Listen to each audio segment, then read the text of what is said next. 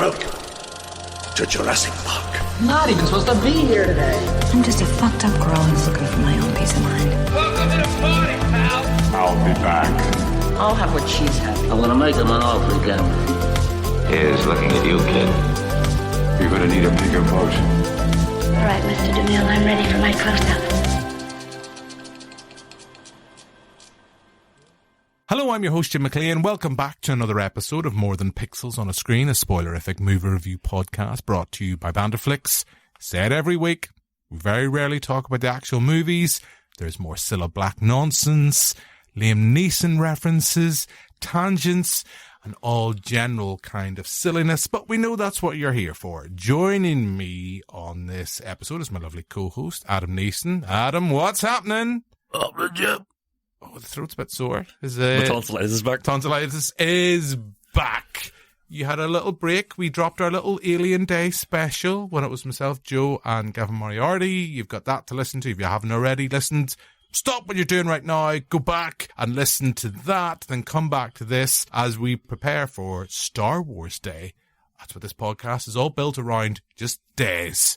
We might even be talking about Free Comic Book Day on this podcast. So if anyone knows of any other days coming up, Superman Day, I know there is a Batman Day, anything like that, that's what this podcast will be based on. What about my birthday, Jim? When is your birthday, Adam? That's at the end of the month, the 27th. Of May? On Monday, that a podcast releases. Oh, we might have to do a birthday special, still a Black episode. Actually, maybe we could just drop a Muppets Most Wanted episode on that day. You're twisting my arm, Jim. Living the dream. So, that's Adam, and we have a lovely guest on this pod. We have Danny Brown from Fright Club. Hello. Danny, we've never had you on the pod. No. We've had you on the TV show before. Yeah.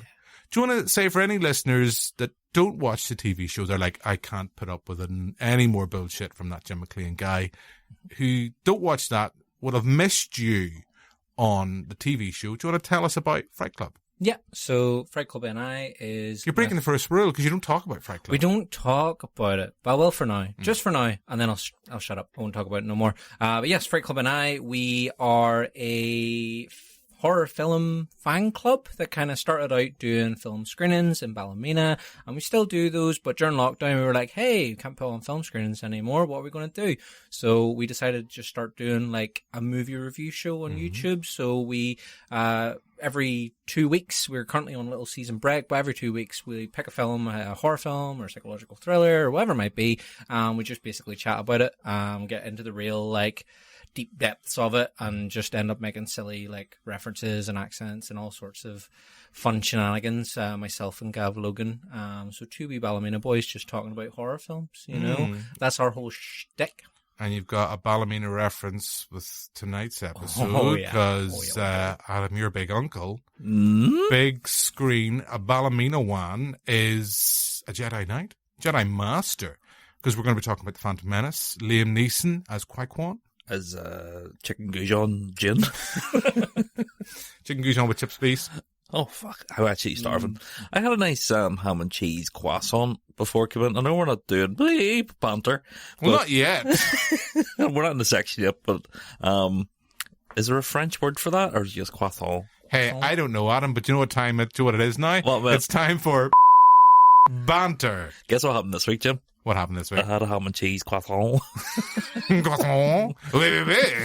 And our favourite barista from Nero, who does an excellent job, asked me... Very efficient.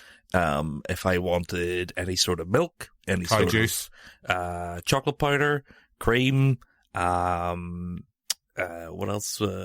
Sprinkles. By the time you'd finished, you just died of dehydration. I hadn't even ordered yet. You're standing outside. Weren't even in Nero. Walked through the door and they were just like, what do you want? Yeah. So, Danny, we should fill you in here.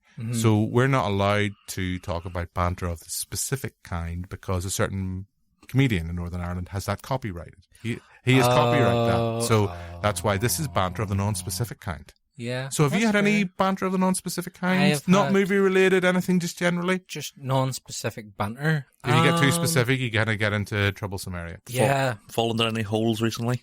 No, have I fallen down any holes? No, you know what? My thing is just running at the minute. I'm trying to run real hard. You're preparing for the Belfast Marathon. I am, yeah. I'm doing the relay. I'm doing the last leg of the relay, and it's really hurting my legs. It's good crack, but bad crack. Like, I've got lovely muscly legs now, but I'm wondering, is it worth it? Yeah. You passed that chafing stage? I have. You know what? I was very fortunate. I didn't get too chafy. So I'm kind of like, oh, thank goodness. But yeah, I've got a bit rub in the thighs, like deep down in there, but not too bad. Jim, chafing stage? I'm just thinking about, he was talking, I was really distracted because he was kind of saying I've got really lovely muscly legs now, and I'm just kind of thinking he's sitting and I can't see, and I'm like, I want to get a wee. Do you want me to get my legs out? Because to be fair, they are also covered in Star Wars references, so I could get my little. It works Princess for an Leia audio leg medium, but let's all get our legs out. I can like oddly describe, just be like, oh, Princess Leia on this leg, all our listeners are going to hear Kenobi on this leg. All the listeners are going to hear now is just a little Jen Silent Bob right there for you, so... We maybe should take photos. We should take some photos of my muscly legs. Yeah. I have Chewbacca on theirs. Ooh. Want to bend over, he goes... Oh. Now, is it one cheek or both? In the middle. Yeah, that's how I would do it. I don't know how general this banter is. It's getting risque banter. It's getting it's risque, so it's still not that banter of the specific kind. I haven't had much crack this week. I mean, we recorded the Aliens Day pod, watched a few things at the movies, treated my lovely mum we went out to Cleavey Castle for her birthday, and randomly my mum was like, let's go to the cinema, which she never says, and we'll come to that later on. We'll talk about what we've been watching, but I know we've talked about this film, Adam. It's sadly not Muppets Most Wanted, but as I said to Mum at the time, she was like, I've never seen this film. I was like, really? You have ITV2. Of course you're going to watch this film. It's pretty much on repeat all the time. So I'll not say yes or no. Can you guess what film we maybe went to go see? ITV2 all the time. Bonafide classic ITV2. Shaun of the Dead? Thought you were going to get it. I'll tell you now, you haven't got it. You'll kick yourself. Okay. We will come to that section later on. But I think that's enough banter of the non-specific kind. I have one more thing. Just to relay back from It's all about you, Adam. No, I just want to, update the listeners that I tried my hardest this week to get Timmy Mallet on the podcast. I was actually going to ask you about this. To no success. When you said try your best, you just did more than me. You actually sent an email.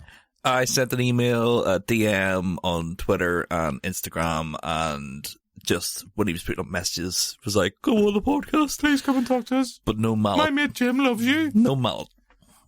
Well, maybe next week. You've done more than me, because I always kind of say, it'd be great if we did this, that, and other, and I'm like, it never actually bothered me arse following through. No. Do you think he would have just talked about riding his bike, or do you think he would talk films, or what would he do? Timmy Mallet can do whatever he wants. Fair. Timmy Mallet could just come down and just sit and do blah down the microphone for a good hour, and I would be entertained. It'd be good if he came in and he's like, "Don't I really love high tension?" Like, oh, Timmy. You pull that one out of the bag. Love that film. Great. Yeah, anyway, so if anyone hasn't seen that film, avoid it. That's all. Yeah. But anyway, so I think we'll move on, and I think, Adam, it's time. You're up, my friend. It's our first jingle of the pod.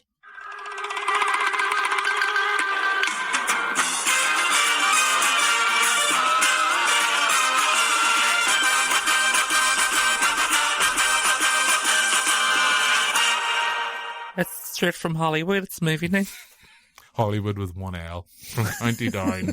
Joe Stiller. Yeah, he's still, we never brought him back. So, movie news. I know we're going to be coming into Star Wars Day, and I know we're going to have Aaron Flanagan from the Comic Book Guys on to talk about Free Comic Book Day, albeit very briefly. But I guess near the end of last week, we had a new trailer for Deadpool Wolverine, or Deadpool and Wolverine.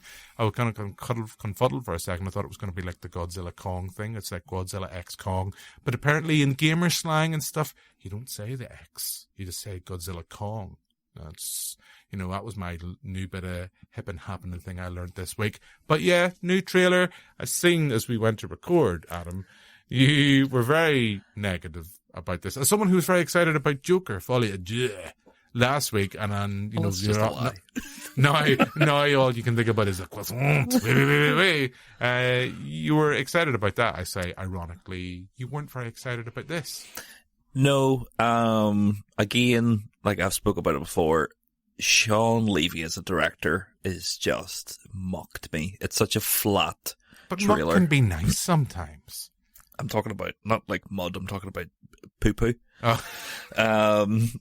Like the thought. If you said to me, "I'm going to show you Wolverine and it's Hugh Jackman's Wolverine and Deadpool together," I should be shitting in my pants with excitement, just filling those britches up.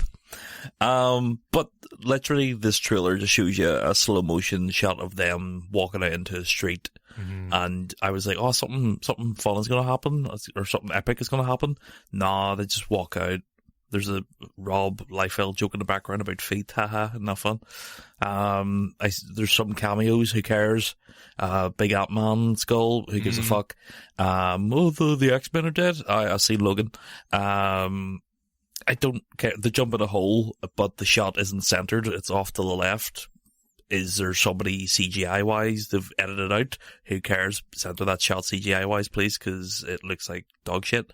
And then... I guess we're maybe on, not an edge, but our Detective Neeson is out. That's a new character for you. Detective Neeson, after Spider-Man No Way Home, when it had all those shots where they had removed all the other Spider-Men to trick us into thinking that it was only going to be Tom Holland fighting off against William Dafoe, etc., and all the classic villains, when we all kind of knew. So maybe Detective Neeson is onto something. There's a reference for the kids.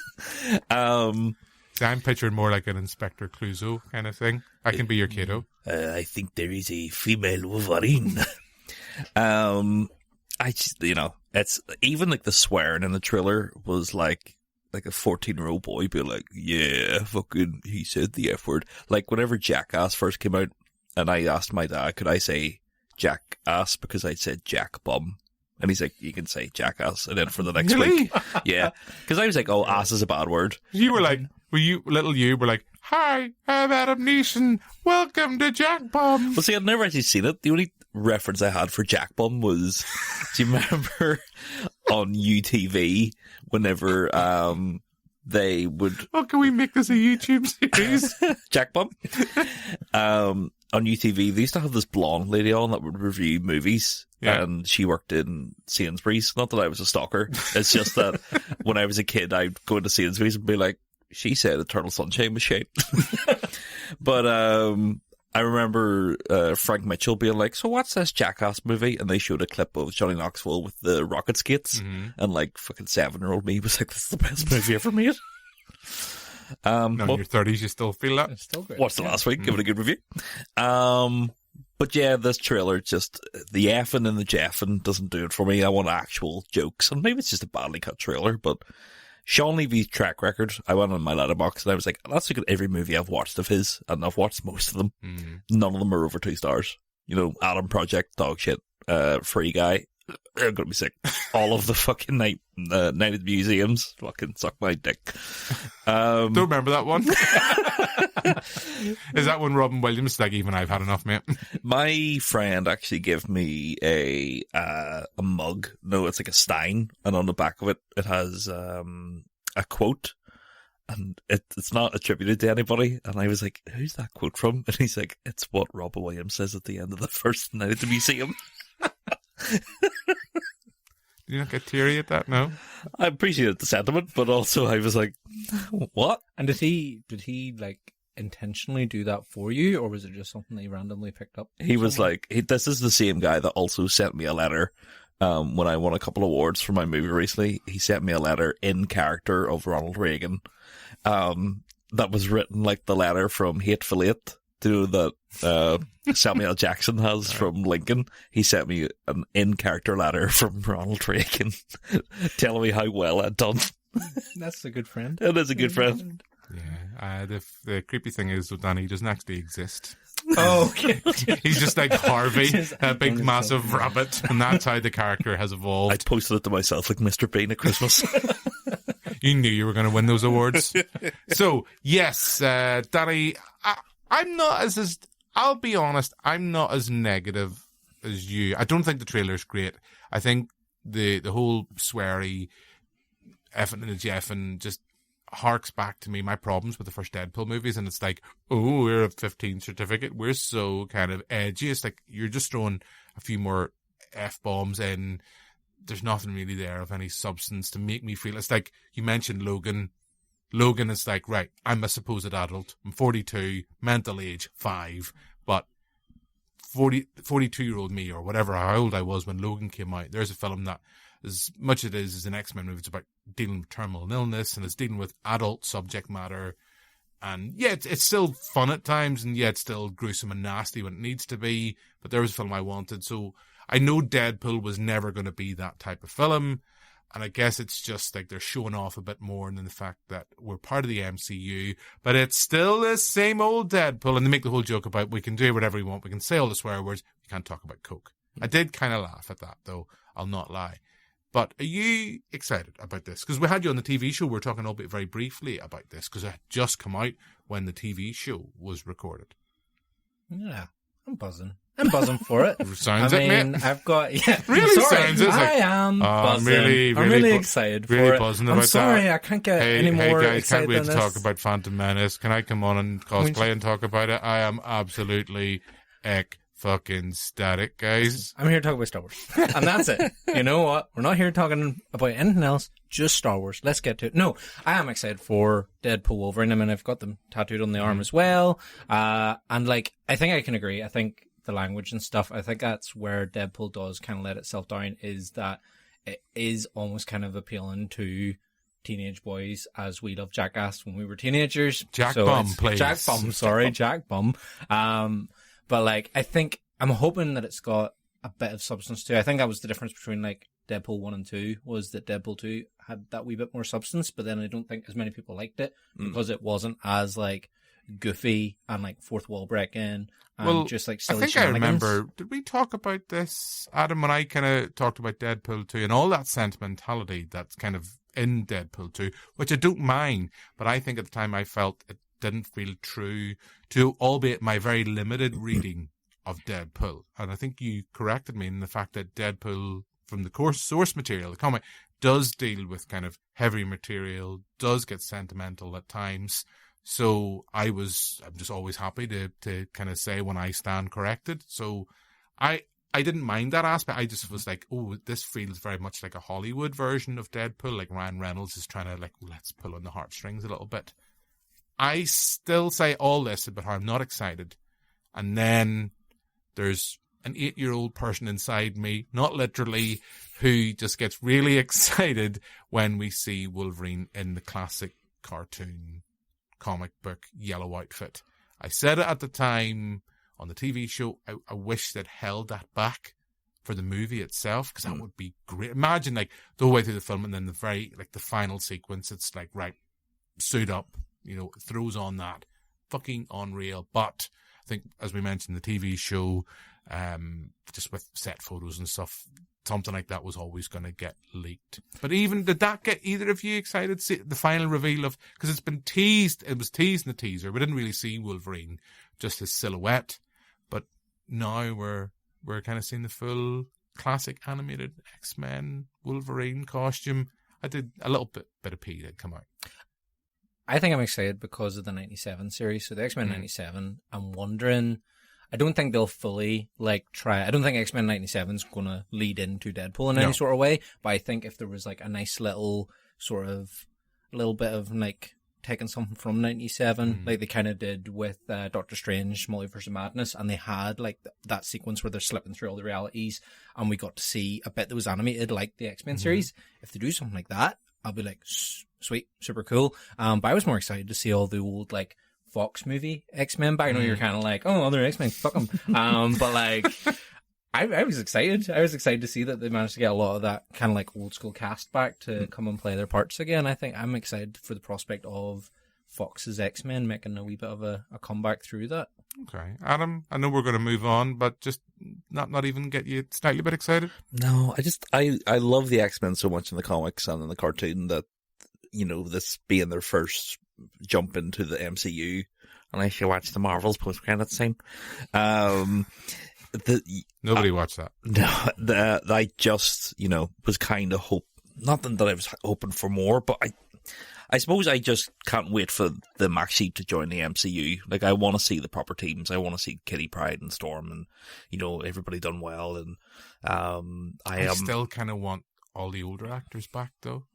Part of me is like, I know they're going to probably recast. And I think we kind of we had Patrick Stewart as Professor X in the Doctor Strange movie you mentioned moments ago, Danny. I would love, part of me would just love, it's never going to happen, Fassbender's Magneto back in some shape or form. Even like McAvoy's Professor X. I don't know. Probably the best thing to do would be to recast all those roles. Can we get somebody to play the live action version of the X-Men 97 Magneto? Big sexy daddy Magneto? That'd be. Who would put in? Dan Stevens. Did you get tingles? Just what they've done with those characters for the new series is. Hey, don't get me started. They've flattened certain characters' cheeky cheeks, and I'm very upset about that. I was just going at it, know what I'm saying? I just winked at Jim. I think everybody heard that. One last thing, I prefer the yellow and brown Wolverine suit. Not to be that nerd, but that's I like the dirty banana look. Says more about you anyway. Right, okay. We are talking about comic books, so I think it's a perfect opportunity. Earlier this week, I caught up with Aaron Flanagan from the Comic Book Guys to talk about Free Comic Book Day. It's happening, weirdly enough, on Star Wars Day on Saturday the 4th of May. It's happening all across the world. And I know, Danny, you're involved in stuff that's happening in Forbidden Planet. We'll talk about that afterwards. But for now, let's see what's going to be happening at the Comic Book Guys for Free Comic Book Day. Hey, comic book fans and soon-to-be comic book fans. Aaron from the Comic Book Guys here. Get ready to don your capes and dust off your superpowers because Free Comic Book Day is just around the corner. This year, mark your calendars for this Saturday, 4th of May 2024 from 9 a.m. when the Comicverse explodes with excitement. And for this blockbuster event that we're famous for, we're making this our biggest and best one yet. What is Free Comic Book Day, you ask? Well, Free Comic Book Day is like Christmas for comic book fans. And guess what? At Comic Book Guys, we're cranking up the fun meter to 11. As well as giving away free comics for all ages and all of the family, with no strings attached, from a selection of nearly 50 different titles, including Marvel, DC and more. We're also giving away 10 £100 goodie bags containing a delectable medley of comic book splendour to the first 10 lucky customers through the door on FCBD Day. Yes, you heard that right. Freebies that would make even Tony Stark jealous. So grab your sidekicks, your capes and your sense of adventure and join us for a day of epic proportions. Being the biggest and best Free Comic Book Day yet, we're also going to have a jam-packed day of fun, including special promotions, competitions, surprises, giveaways, and a lot more to be announced before the event. So keep your eyes and ears peeled to our socials, save the date in your diary, and most importantly, get involved in one of our most favourite days of the year. The countdown to Free Comic Book Day has well and truly begun. Don't miss out on FCB Day this year at Comic Book Guys for what is one of the biggest comic book events of the year. See you there, true believers. Excelsior. So that's Aaron talking about Free Comic Book Day. As we mentioned, it's all over. There's other places you can go. I mean, I have a great relationship with Aaron. I think it's a great comic book store. I've been going there for years. As they say in the BBC, other comic book stores are available. Danny, you're going to be cosplaying as a Star Wars character at Forbidden Planet in Belfast. Yeah, so I'll be joining Cosmos and the Eye of Harmony cosplay groups to do, so it won't just be Star Wars, obviously I'll be there doing Star Wars because it's Star Wars Day as well as Free Comic Book Day, but there's going to be comic book characters, Doctor Who characters, like a whole range of people in different costumes, so 100% like come down. I think we're there from about 11:30, 12 o'clock, and we'll be there for like all your photos and pick up your free comics. And there's also, I think Forbidden Planet are doing 10% off all their Star Wars items that day as well for Star Wars Day. So, you know, not a shameless plug for Forbidden Planet. I'm not being paid, I swear. It's okay. Yeah. It's okay. As I said, other comic book stores like the great Comic Book Guys They are of course available and there's other places like Coffee and Heroes, I'm sure, are going to be doing something. That's just Belfast. I know there's a website dedicated to Free Comic Book Day. You can kind of find out wherever stuff's happening. So that's kind of things you got to look forward to. And I guess we mentioned Star Wars Day. We're here to talk about Phantom Menace. Adam, just wondering, you've got a family connection here. Just wondering. I know we normally get you to talk about Cilla Black. There's not much connection to Cilla Black and Star Wars unless you've got a special Back in Black lined up for us. I don't know. But I just wondered, maybe has your wee uncle been trying to get in touch with you? He has indeed. I almost think we planned that. Although there is a Cilla Black cameo in the Phantom Menace. She, of course, plays Jar Jar Binks. Well, I was going to say it's a little known fact that Cilla Black actually is the voice of Chewbacca. That is true. Yeah. And she's actually in the Senate room, the way you see like E.T. Mm-hmm. People don't know this because they're distracted by E.T. There's actually 9 Cilla Blacks in one of the pods. But yes, my Uncle Liam happened to ring me. Because he couldn't get a hold of you when you had your tonsillitis. Of course. And he had a lot to tell me. So this might be not a lot longer, but a little bit longer than the last one. But I recorded it, but I let him know. But I'll let it speak for itself. Okay. This is my phone call with my Uncle Liam. Hello, Adam. Hello, Adam. It's your Uncle Liam again. Hi, Liam, you doing well? I'm doing fine. Thanks for asking. Do you remember last time I called you and I was asking about making humorous jokes? Because I'm going to be in the new Naked Gun movie. I do, yeah. Actually, I hope you don't mind, but actually I record my calls and I actually use it on the podcast. And that's kind of what I was bringing you about. I listened to the podcast. It's very good.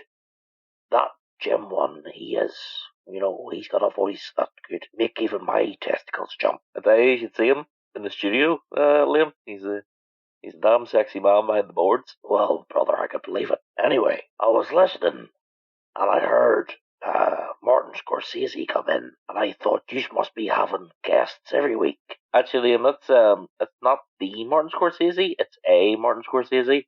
He owns a butcher's just down in Castle Street. Yes, I pieced that together when I heard his excellent advertisement for Meat Fellas. Do you know I worked with Martin Scorsese? Not the meat fella, but the director. Yes, I've seen Gangs of New York. Very small man. Anyway, I look forward to going to Meat Fellas, because I enjoy a nice half-price sausage. I don't know if Marty does half-price sausages, but I'm sure you can ask him. Good.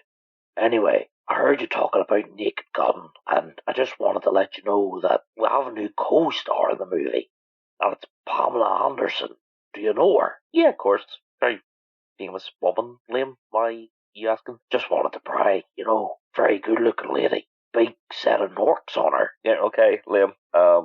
Is there any other reason you called me? I just had a few more jokes for you that I wanted to run by you. I thought, since I'm going to have to impress Pamela, that maybe, I should sort out some real funny, humorous tales to tell on set. Well, if you want to go ahead and just, crack on with the jokes, the podcast is only so long, Liam. Right. Joke number 1. Jesus said, "Come forth and have eternal glory." But Peter came fifth and won a toaster. That's a real classic, Liam. Thank you. Joke number 2. Do you know that people in Dubai don't know what the Flintstones are, but people in Abu Dhabi do? Again, Liam, classic for a reason. Usually people tell them it is, timing is the key to comedy. You're right. Joke number 3. Have you ever had sex while camping? It's fucking intense. See, Liam, that's not a bad one. Work on it and come back to us. And, I think you're getting better, especially with the movie role coming up. I heard that Cody Rhodes is actually joining the cast. Cody Rhodes? Now, who's that when he's at home? Well, he's the WWE champion, like wrestling and stuff. Ah, wrestling. Like giant haystacks. Kinda. Right, well, I'll leave you. I'll come up with some more jokes. and I'll ring you, because this comedy bit seems to be going well. You're right. You could say it's going well. I usually have a bit about Cilla Black here, but this seems to be an alternative that people seem to enjoy. Right, I don't know what that means, but anyway, have a good night, Neeson. From one Neeson to another. Okay, bye, Liam. There you go. There you go. Yeah, it's definitely a feature. It was a good feature, wasn't it? It's definitely a feature. Yeah. From one Neeson to another, I quite like that. So I think you can have big Neeson and little Neeson. Well, The Neesons. any fan art out there? Yes. So great. Delight. I mean, what stars we get on the show? Definitely a sign of things. We can't get Timmy Mallet, but we can get Liam Neeson. Yeah. Yeah, and I think on that note, I know we're going to talk about Phantom Menace, but before we do, I think it's time for a little word from our sponsor. Hello there. Welcome to Meat Fellas. I'm Marty Scorsese. No, not that one, but we are related. Now, I like movies just as much as the wee cousin in Hollywood, but there's one thing I like more, and that's great meat at fantastic prices. So come on down to the shop here in Castle Street. We've all the sausages, ribs, steaks, even those fancy kebabs and chicken vol-au-vent things, but none of that vegan shite.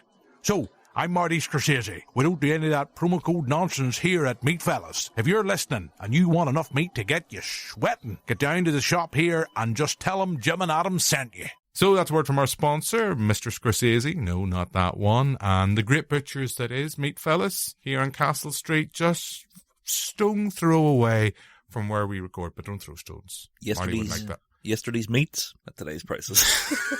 Maybe last week's meat, if you go by what I've seen. I've got that meat box there from Marty a couple of weeks ago. But yes, so that's our sponsor. I think we'll move on. We've teased Danny long enough. So we're going to be talking about Phantom Menace. It's back in cinemas, not just to celebrate Star Wars Day, but to celebrate its 25th anniversary. Feel old. Yet another film, Adam, from 99. Banger year. What I was actually, because other film I was thinking, Blair Witch Project, I think was 99. The Matrix. A great year. Maybe you would say cinema peaked in 99. What year did Alvin and the Chipmunks Shipwreck come out? You're right. We're being a bit cruel. That is the definition of cinema. I wait for that film to be, kept in, what is it, the hall of, what is it, the kind of... Justice? No. What is it where they enter? What is it where they put films into for historical... like the Smithsonian, sort of like preservation. Mm-hmm. I think there's another campaign, I think there's another campaign I think we can start, Adam, which I'll probably just never get bother me arse around to starting. I think, Alvin and the Chipmunks Shipwrecked. All 3, possibly 4 films, actually, in fact, I think should be preserved for future generations to enjoy their historical significance. It's the original quadrilogy. Yeah. Of course. Yeah. People say Alien. No. I think, if I know our listeners, we're very potentially doing a pod. We'll never give you the Good Burger podcast. Oh, yeah. That kind of came and went. We've promised you the Muppets Most Wanted, which I'm more excited about because I love Muppets Most Wanted. I think now we should do a deep dive into the Alvin and Chipmunks. Well, I've seen none of them, so that's going to be a very deep dive indeed. Okay, start, but before we get to all that, we are going to talk about Phantom Menace. And that's why we have you on, Danny. Yes. As I say, back in cinemas.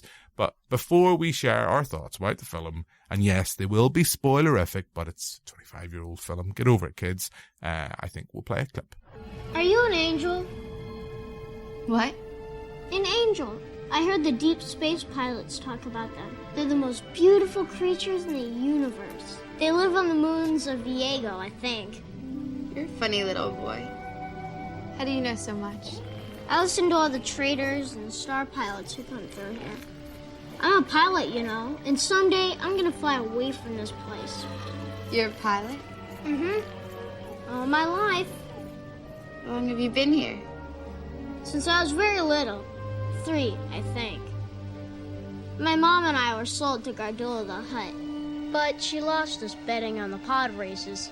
You're a slave? I'm a person, and my name is Anakin.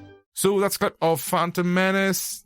Danny, we've got you on. So, as the person who cosplayed as Qui-Gon Jedi adjacent, but yeah, it's the costume's based on Qui-Gon Jinn. Yeah. Okay. And it had his hilt, his lightsaber hilt on the belt and all. So yes. When he said to me, "Do you want me to get my hilt out?" I was like, "Oh, missus." Yeah. But yeah, so probably. I mean, I know you cosplay as well, Adam, and you did say as we were coming to the studio that you're a massive fan of Phantom Menace as well. I don't know if you were being sarcastic in the same way that you love Joker.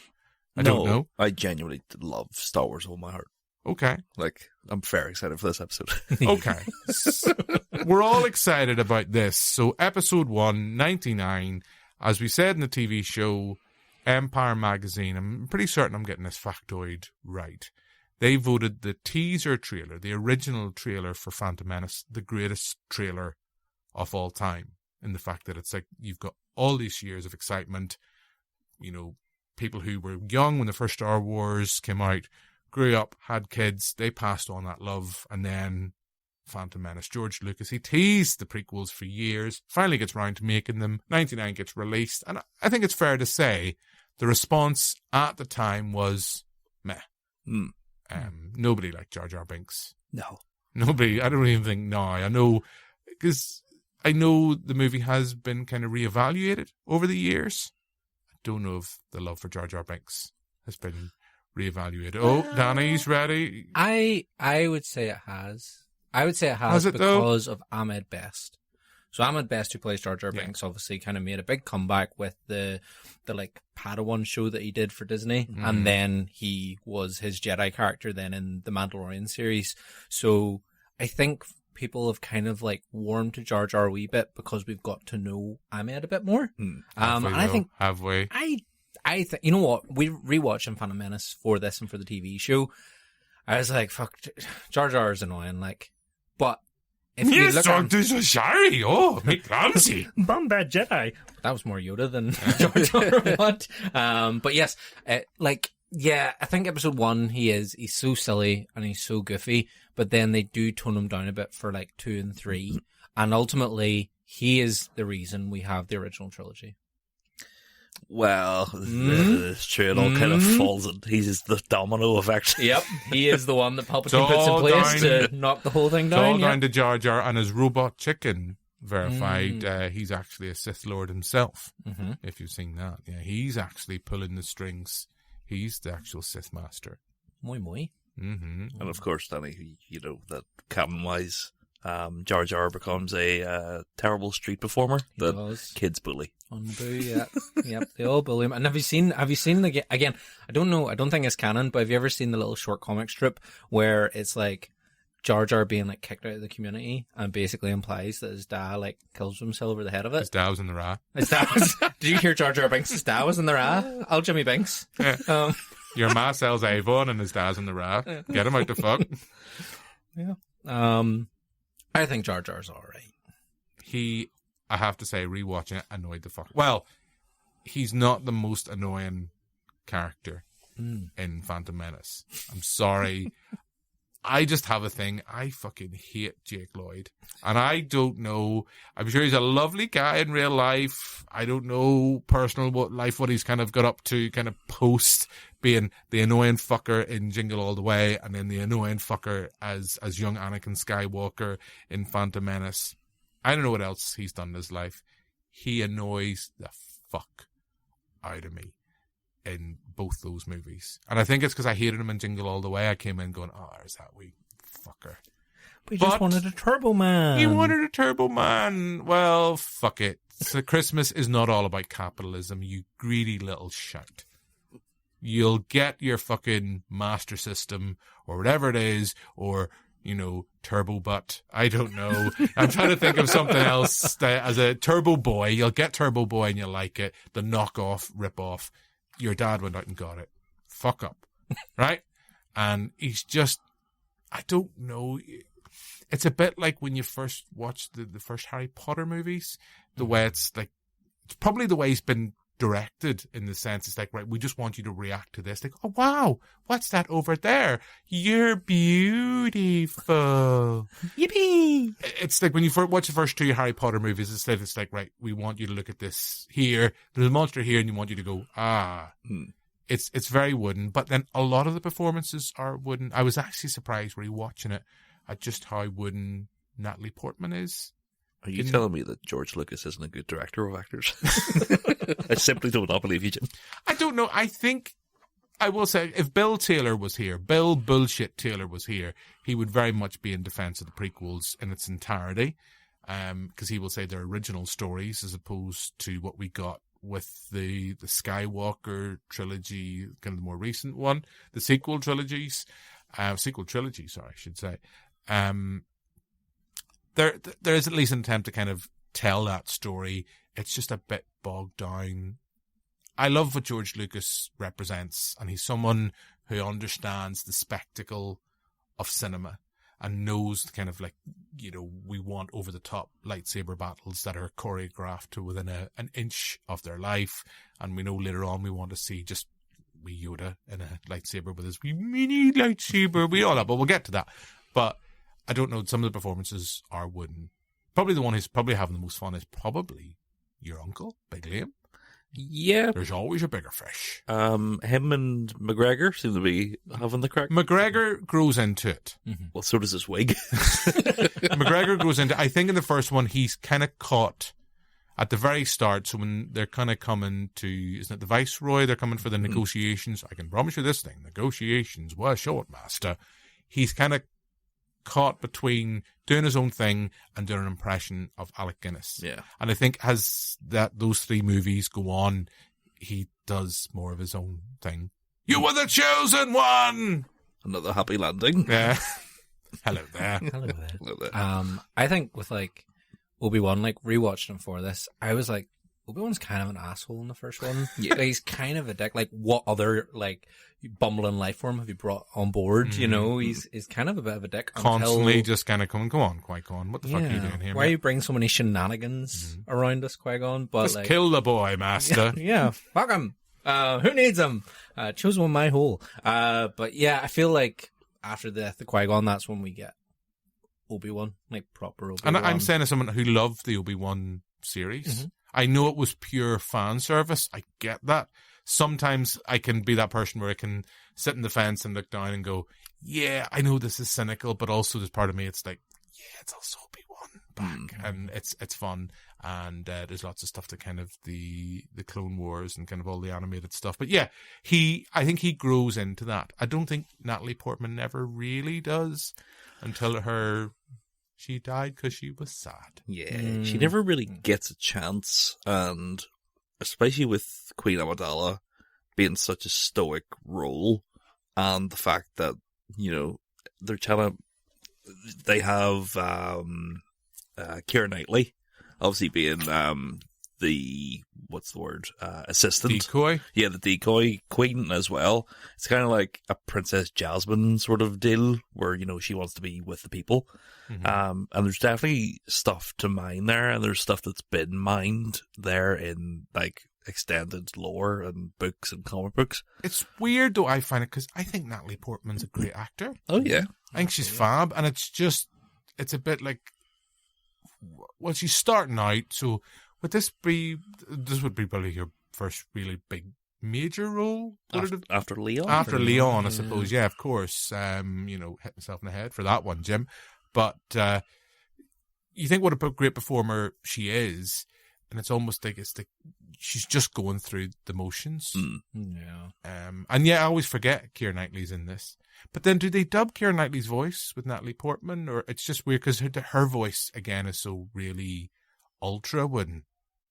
It's like, it's very kind of, I can't even think of a bit of dialogue she utters, but she's very wooden. Oh, hey, that's my niggle with Phantom Menace. Some of the performances are wooden, and then you've got Jar Jar Binks, who's just like fucking on a different level.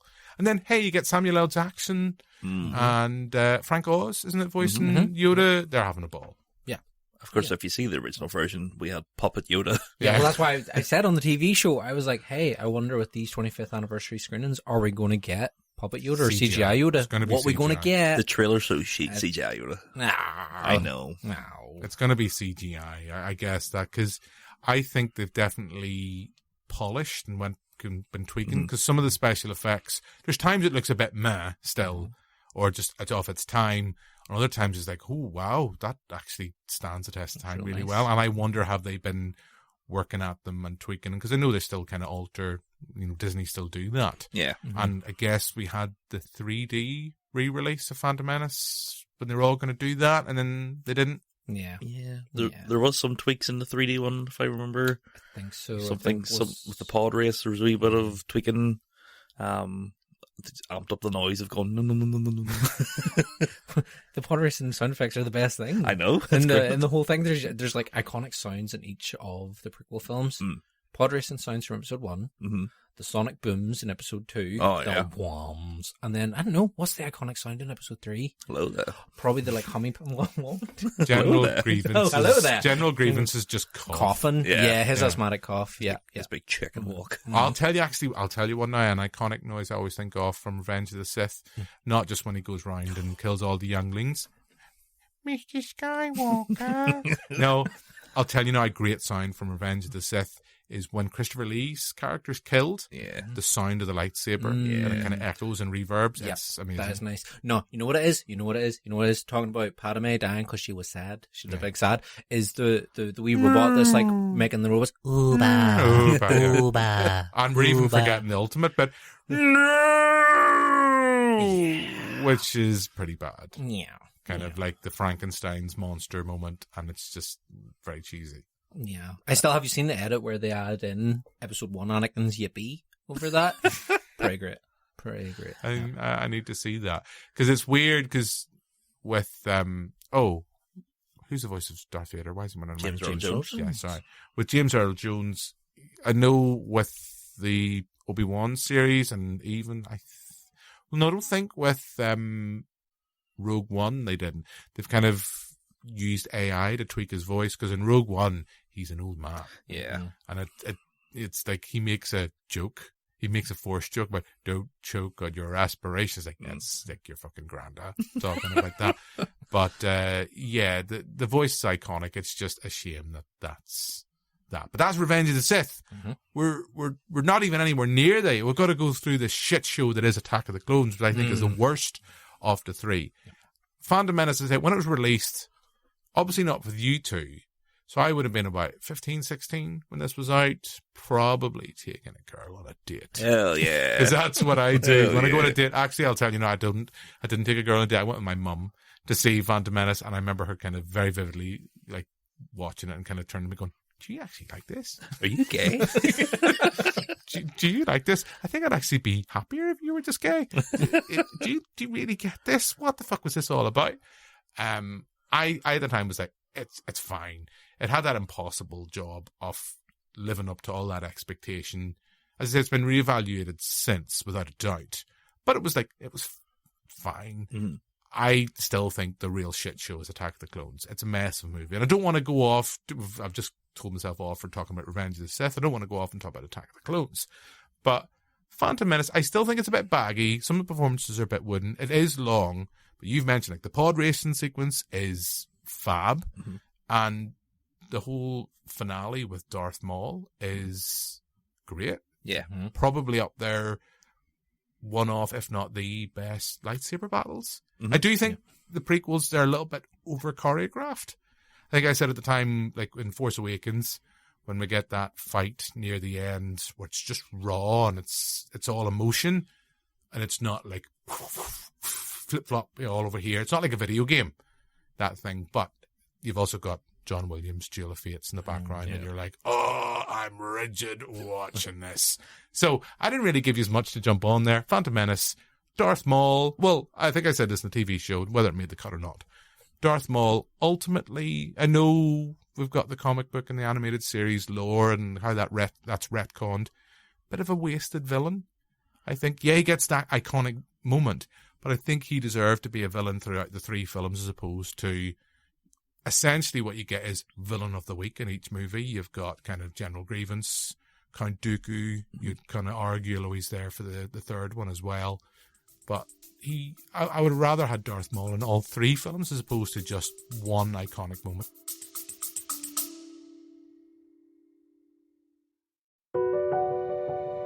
Ever wondered what it takes to make it in the movie business? Peel back the curtain with 4-6 Success Filmmaking. 4-6 Success Filmmaking is where filmmakers share their stories and the secrets. It's beyond competitive out there. There have been movies that it's taken me 10 years to get made. Don't wait to create. Like, you've got to just keep making stuff. Tune in to 4-6 Success Filmmaking for your dose of cinematic realness, direct from the voices that have lived it.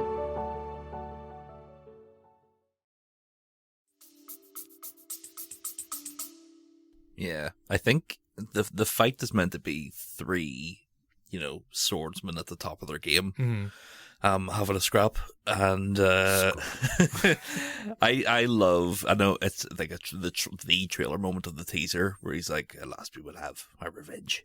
You're like, "Oh yeah, so exciting!" I remember seeing this in the movie house, Yorkgate. The other cinemas are available. And I remember looking up and seeing the teaser poster, and it was through the Anakin, but his shadow was Darth Vader. Fun. And I was like, oh, like piecing together, like in my head, like, oh, that's it. Not a wonder his midi-chlorian level is quite high. You need to get vaccinated for that, son. It's like, why has my Uncle Liam got a fucking Phoenix razor out of his head? I remember loving it back in the day because of the fights, but even still back then being like, this fight on the Boo with Jar Jar kind of being a silly oaf and, stopping this war like this and the whole spinning, that's a neat trick, and stopping a thing, even back then being like, this is a bit weak and I wish there was something more to this. There wasn't the coolness that the originals had, and every time I cut back to Darth Maul and Qui-Gon and Obi-Wan fighting, it kind of was like, oh shit, like this is proper, like going at it. It's almost a bit like Return of the Jedi. Yeah. And you've kind of got that great fight sequence between the Skywalkers, Darth Vader and Luke on the Death Star 2.0, and then you cut back to the Ewoks, and you're like, fucking go back to the fucking Death Star. Han just being like, yeah, I guess. Oh, did I get caught? Oh no. Are we free again? Oh, class. I don't know what's going on. I'm so high right now. Yeah. I suppose it is. It's like, it is for kids, like. Yeah. And the whole, I think a lot of people forgot that. I think a lot of people forgot, you were kids when this first came out. No, you're not. You've got to deal with it still working for the younger audience. Yeah, I think it's a good comparison to have it with Return of the Jedi. It is, I think Return of the Jedi did start to become the more family friendly of the Star Wars films, and then to go from that to Phantom Menace, it's still like in that family friendly vein, and it's trying to appeal to by having the badass fight for the hardcore older Star Wars fans, but then having like the outer space stuff and the Gungan battle, and the Gungan battle's a wee bit kind of goofy, but you're also getting to see the new technology of the droids and stuff in there, and I think it like does a pretty good job. Roger. Sorry. Yeah, you can't beat the Roger. And again, even what they have, I think they've since added like the silliness to the battle droids, the B1 battle droids and stuff. And like, yeah, I think it's good in that it kind of sets all that up, because it kind of almost goes like the opposite of the original trilogy, in that the original trilogy starts off quite not serious. New Hope isn't serious, but you kind of have like these two more mature movies and then the family friendly one, whereas this one kind of starts family friendly and then gets more mature as it goes in, So what is it? George Lucas always talking about like poetry. It's all poetry and synchronicitous and all that there, and I'm like, yeah, fair play. You kind of done that, haven't you? But yeah, the Duel of Fates is still one of the best Star Wars fights. And what I'm excited about is, so for the 25th anniversary screenings, we're going to get a little teaser for The Acolyte. And supposedly, what the word is, they are intending to have a lightsaber battle that will rival the Duel of Fates, which I'm kind of like, but how? Because that's like, don't get me wrong, 4 people going at it in a wee scrap. Yeah, with like 3-bladed lightsabers. Yeah, 4 blades, spinning lightsabers. I mean, the Inquisitors kind of did that, but yeah. Like, Danny, not to be a big nerd with you, but there might be a lightsaber whip or two. Oh, you think I don't know? You think I haven't heard? Ever feel you're in the wrong room? Yeah, I love that sequence. In my heart of hearts, rewatching it for the pod and the TV show, I was like, Darth Maul, and I know they retconned it, but I think the retconning of it proves how popular his character was for that limited screen time, in the sense that he should have been there throughout the end, and maybe even was there talk, the original idea was that Darth Maul was going to come back for Revenge of the Sith or something. Maybe I'm misremembering this. It could be a Jim McClean half fact, not even half fact, probably a quarter fact. There was maybe going to be some kind of big finale between Obi-Wan and Darth Maul, because that kind of rivalry makes sense because he kills Qui-Gon. Sorry, spoiler, kids. But it would have. I think that would have improved the series. I think it would definitely would improve. As much as I love Christopher Lee as Count Dooku, much as I love that character, it would be great because it's just like Darth Sidious. He's not Palpatine. How the fuck do people not know that Darth Sidious and Palpatine are the same people? Palpatine are the same people. It's the just Superman, the cloak. but the Superman glasses effect, isn't it?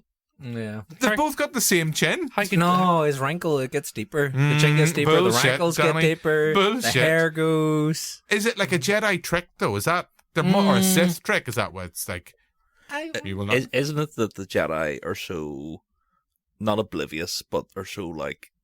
there's no way it could be him. Well, that's sure Yoda says in Phantom Menace. He's like, "Oh, clouded we are by the dark side." Yeah. You know, so we get that in episode 1, and then he Shame you didn't further do it in the voice, though, Danny.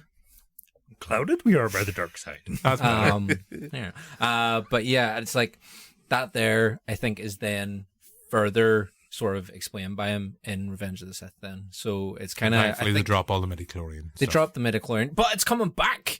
M Count's back with Bad Batch. We're getting midichlorians back in a big way, except they don't call them midichlorians, they just say M Count. Do we need that? Because I think that was one thing I kind of liked about what they teased that, and then Ryan Johnson kind of went with, and then JJ was like, "Nah, we're not going to demystify the Force. It's only like 5 people can have the Force now." When Ryan Johnson like democratized it and kind of said it's mysterious and things, I never really liked the whole midichlorian level and extra, because it's weird. It's like they're organisms living in you. And Jim, it's like, have you heard the tale of Plagueis the Wise? Yeah, that's Revenge of the Sith. There is Revenge of the Sith, but there is a fantastic book called Plagueis, which is like a prequel to the Phantom Menace in a way, and kind of goes into a bit on like midichlorians and stuff. And I could easily just sit here and be like, blah, talk about all the things, but you really want to, don't you? Nah, a wee bit, but no, I won't, because it would just go on forever. But I feel like it helps justify midichlorians a bit. But again, I think that's one of the reliances on Star Wars, is that you go and read all the books and read the comics and watch all the shows. I'm just happy to go. So... There's this thing called the Force. That's it. I'm just happy to go with it. And rewatching it, I'd forgotten the kind of Christ-like similarities. And it's like, yeah, I just woke up one day and I was pregnant. Yeah. And it's like, wasn't a wee fella like run out the door or anything when you woke up or anything like that? We Darth Sidious just running away or somebody. I stuck it in there, me Skywalker. Don't be fucking saying that. Say my midichlorians, love. I'd forgotten about that. And it's like, yeah, I just woke up and I was pregnant one day. And you're like, all right, okay. And that's kind of never, ever really mentioned ever again in the movies anyway. Yeah. The Immaculate Conception in that front. And I also love how little Jake Lloyd, that little shite, he's like, I will come back and get you, mommy, as soon as I can. Ah, fuck. He grows into Hayden Christensen, and then he's eventually like, oh, I forgot about my ma. How do we dream about her? Oh, she's dead. Yeah. Doesn't really fucking make any effort to go back and get his ma. He was busy. I feel like there's that whole kind of bit where like Qui-Gon's doing a bit of gambling to get Anakin and his ma, and Watto's just like, nah, one or the other, we'll roll for it. And like, why is it? So obviously Qui-Gon's being diplomatic and doesn't want to start any sort of like big gang wars with the Hutts or whatever on Tatooine. But why doesn't he just run around and be like, slavery's wrong, lad? Like, give me them slaves or I'll lightsaber you. Do you want him to turn into the character from South Park? Slavery's bad, okay? Yeah, like, can he not just turn around and be like, wise up, give me them. I have a lightsaber on my hip. I suppose because it's the Outer Rim and they have no jurisdiction. Yeah. I suppose. That'd be the... But it's still kind of like... And I suppose if he does that, he's not going to get the part. Unless he could just, take it anyway. Yeah. Yeah. And it's just the whole thing, like the whole kind of slavery angle, the whole way through it, I'm like, surely somebody could have just been like the Jedis are going to be standing up for the people and the righteous, and yet they're still just kind of like, nah, see your woman, see that wee boy's ma, leave her there. Well, that's it. They didn't want to rock the boat And that's the problem with the Jedi. And They weren't at a wedding, didn't want to rock the boat. Johnny Hero was doing the pod race voiceover. No, let's stop everything. It's a bit of rock the boat. Coming up next, YMCA. Jabba the Hutt, you're in the draw for the CD. Yeah, I don't know. I feel like that whole and also even like the concern for Anakin's safety at that time. Like everyone's just kind of like, fuck this kid. Like Sebulba is ready to like threaten violence against Owain, and nobody kind of calls him out on it. Yeah, like, it's Like, fine. It's fine. He's only a slave. But have you seen Jake Lloyd though? Well, no. To be fair, right. So we talked about yes, Jake Lloyd is wooden, but when it comes Annoying to the is two, the word I would annoying, use. wooden. But like when you compare him to Hayden Christensen, who is the better Anakin? Hayden Christensen. You think so? Hayden Christensen, when he's actually allowed to act. So like when you see him in Obi-Wan and even in Ahsoka, Yeah. Oh. you go, okay, I'm not saying he's an amazing actor. Sorry if you're listening, Hayden. I think had he been allowed to do a bit more other than, yes, master. Yes, master. I don't like sand. I don't like this. Oh, I love you, Padme. I love you, Padme. I love you so much. I feel so conflicted. Yes, master. That's all he's pretty much given to do. He's given shitty dialogue, wooden, and told to just basically react. That's it. I'm trying to think what else really he's did, like Looper or something. Jumper. I think. Or no, was it Jumper? Not Looper. Yeah, Jumper. Jumper. Yeah, Right, Jumper, yeah. Not Looper. Fracture? Is that him? Could be. Message in. Sorry, Bill Hayden. Paxton, isn't that? Fracture? Or am I thinking of a different film? Faculty? No. No, he's not in The Faculty. Message in. Twister? He's not in Twister. No, but Bill Paxton is. Yeah, Bill Paxton. Yeah, listen back to previous podcast when we talk about aliens. A lot of love for Bill Paxton there. Yeah, Hayden Christensen, I think he's fine. I think he's a better Anakin. Yeah, I think he is, especially with Obi-Wan and with Ahsoka, he really gets to like bring it to life. But I feel like at least Jake Lloyd is being like just a Wayne who's excited. Like he's an excitable Wayne who's like, oh my goodness, are you a Jedi? You have a laser sword. He's got the hots for, Natalie Portman. Well, who wouldn't? I mean, she's gone from a movie You're where beautiful. she's like a young person into an older man, and now she's like the older person. Listening back, the younger just boy thinking back to the previous pod. Do you think he was intimidated by her? Just listening back to her when we were talking about the Mummy, we were talking about Rachel Weisz. Do you think he was intimidated by Natalie Portman? Not until he got his braid at the end and was like, check that out. You like a bit yet? I want you. Tell me this, Tommy. Uh-huh. Did you, when you were growing up, did you have the Obi-Wan play set that with the clip-in braid? Clip-in braid. You know I did. Hell yeah. You know I did. Did you have that, Jim? No. 15-year-old with a clip-in braid. No. Wearing at one of my dates to the cinema. Yeah. I'm gonna lick the dog's bollocks in this. To be fair though, hot tech, did Phantom Menace eventually cause the cultural phenomenon that was rat tails? Remember when rat tails were a thing and kind of like the sort of naughties? No. I know what you mean. I never had a rat tail. Neither did I. No. But was there, do you if think David there was... Beckham had a rat tail, I would have done it, but I just went for the shaven head and the frozen tips and all that stuff. Mm-hmm. But do you think there was a slight like cultural osmosis? Like nobody wanted to acknowledge that it was because of like Star Wars and Padawan braids, but is rat tails Padawan braid adjacent? I don't know. We played Star Wars in school, like pretended to have lightsabers and fought each other until, Lord of the Rings came out. One of the kids died. You sliced them in half. I want to play Darth Maul. I'm like, oh, you fucking will. Then we started playing Lord of the Rings a year later because we wised up. But look, again, 2 years. It was I think Lord of the Rings Fellowship was out 2002. So it was around the Fellowship was out around the time Attack of the Clones hit. Mm. And then, because the Lord of the Rings were out for every Christmas because it came the Christmas tradition. I think it was like a 3-year cycle between the Star Wars, the prequels. Yeah. Well, that would make sense. Because Revenge of the Sith was 2005. Yeah, I vividly, I was at uni when that came out. I remember going to see it. I remember Kevin Smith writing a blog about it, being like, "It's the best movie I've ever seen." And even back then, I was like, "Fuck up." Did he cry over the trailer? Mate, Probably. if it was nowadays, 100% he would.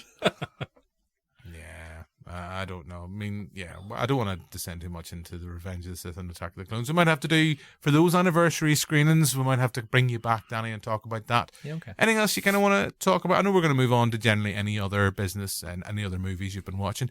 Anything else you kind of want to talk about? Because we've talked quite a bit there. Nothing really kind of specific, I suppose. We've talked about the pod racing scene. Great. Talked about Darth Maul. We've talked about Jake Lloyd just being an annoying shite. That's it.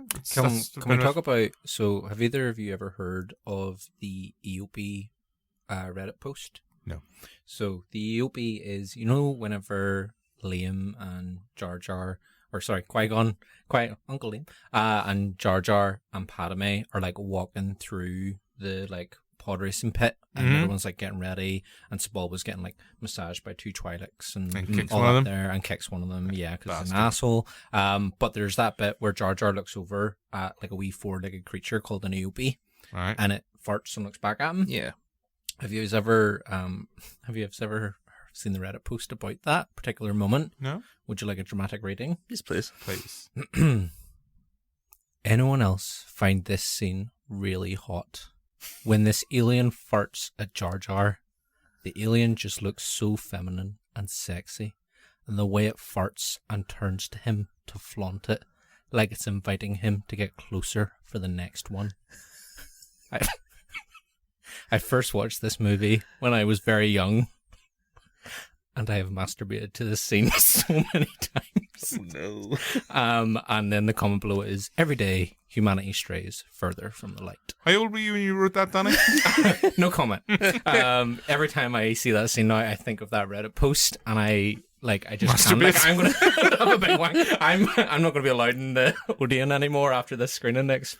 That was never even seen the pod race. Yeah. Too busy. He's saving up to get at least a week's worth of a load. It's like, right, I'm going to make this memorable. I'm going to ruin that cinema seat. I'm really hoping to do the Jar Jar Head cinema bucket as well. Obviously. Of course. You know. Do you remember the old lollipops that was Jar Jar's mouth? Jar Jar's tongue, you had to suck on the tongue. Do you remember when Walker as well did those wee like sticky hands that you go like, yeah. Mm-hmm. They did one that was Jar Jar's head, but the tongue was like the wee sticky. I have a story. I had a Naboo Starfighter tent. Mm-hmm. And I used to sit in my garden in the tent eating packets of Walker's cheese and onion, which I don't like, but because... Playing Jack Bomb. Welcome to Jack Bomb. I'm going to put crisps in them. In my arse. There was like, I think it was like maybe Pogs, but it was definitely like photos, and it was like, you could get a thing, and I would just open the packet of crisps and eat them, hoping that I would get the little Star Wars Pog on the inside. Mm-hmm. Was that the Star Wars special editions? Yeah. And all? Yeah. Great stuff. Mm-hmm. I just have some recommendations for Free Comic Book Day that's related to do with Star Wars. Ooh, yeah. I thought that came out of nowhere, because I thought there was going to be a punchline to that story. Just basically Adam in his wee tent. Eat my Chris for his Pogs. Another Anakin Skywalker. Mom, we need to go back to the shop. So bringing it back then. So Star Wars recommendations for Free Comic Book Day. Free Comic Book Day, like you say, Danny, Forbidden Planet doing some Star Wars sales. So if you nip in there, I'm sure other places have sales as well. Comic book guys, maybe.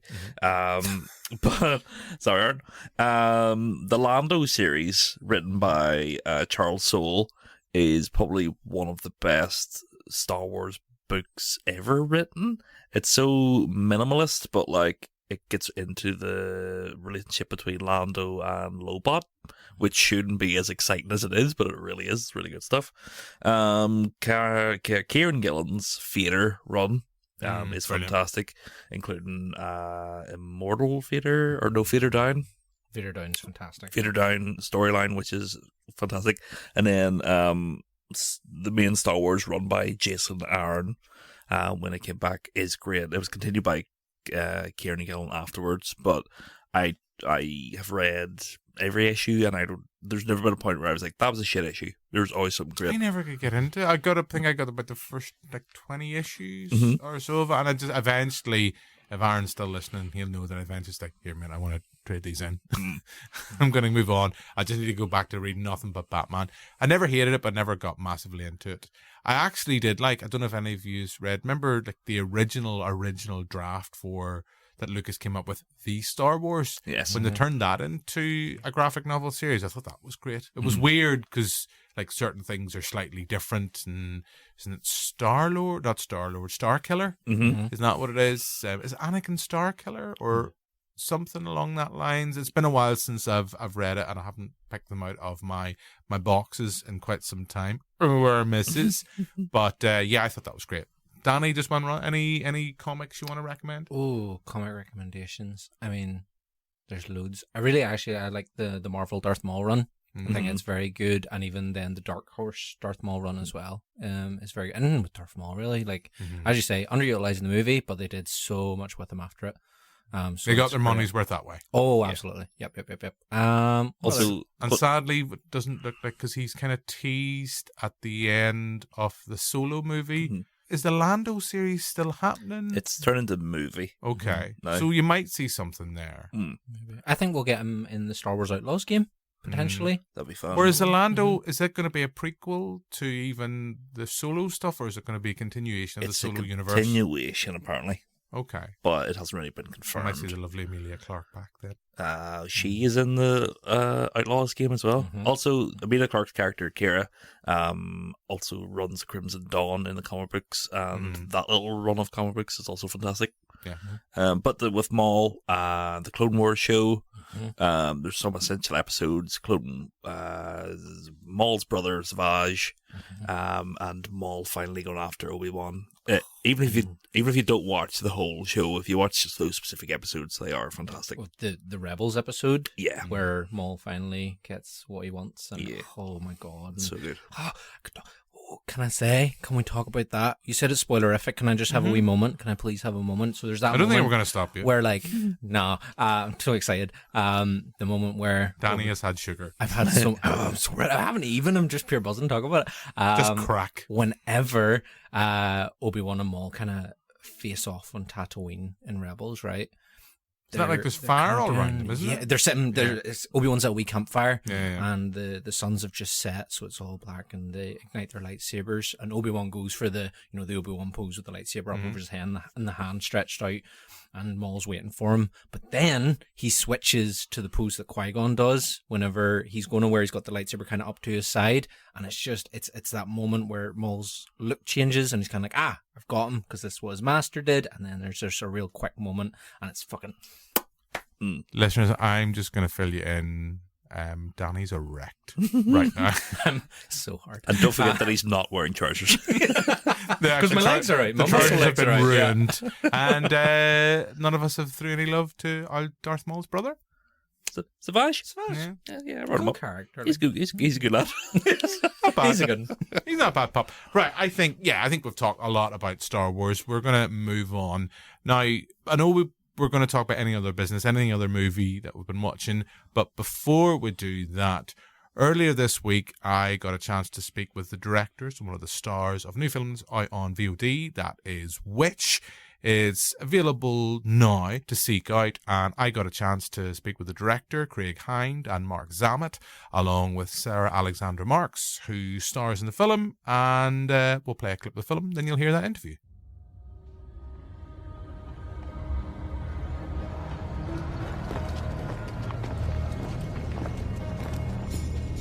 Is this the girl? Joanna Fletcher, daughter of Aaron and Matilda Fletcher, now deceased.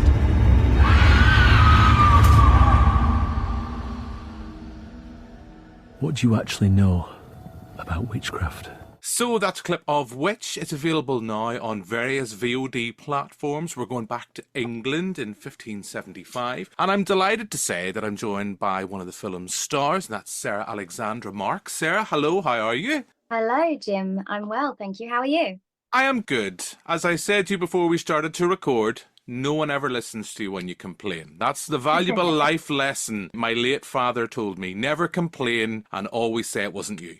That's the two valuable life lessons. So, but you're not here, Sarah, to get life lessons. So tell us a little bit about the film, as much as you think viewers need to know, and more importantly, the role your character plays within the narrative. Set in the 16th century, set in England, and it's based around my character Twyla. She gets falsely accused of witchcraft.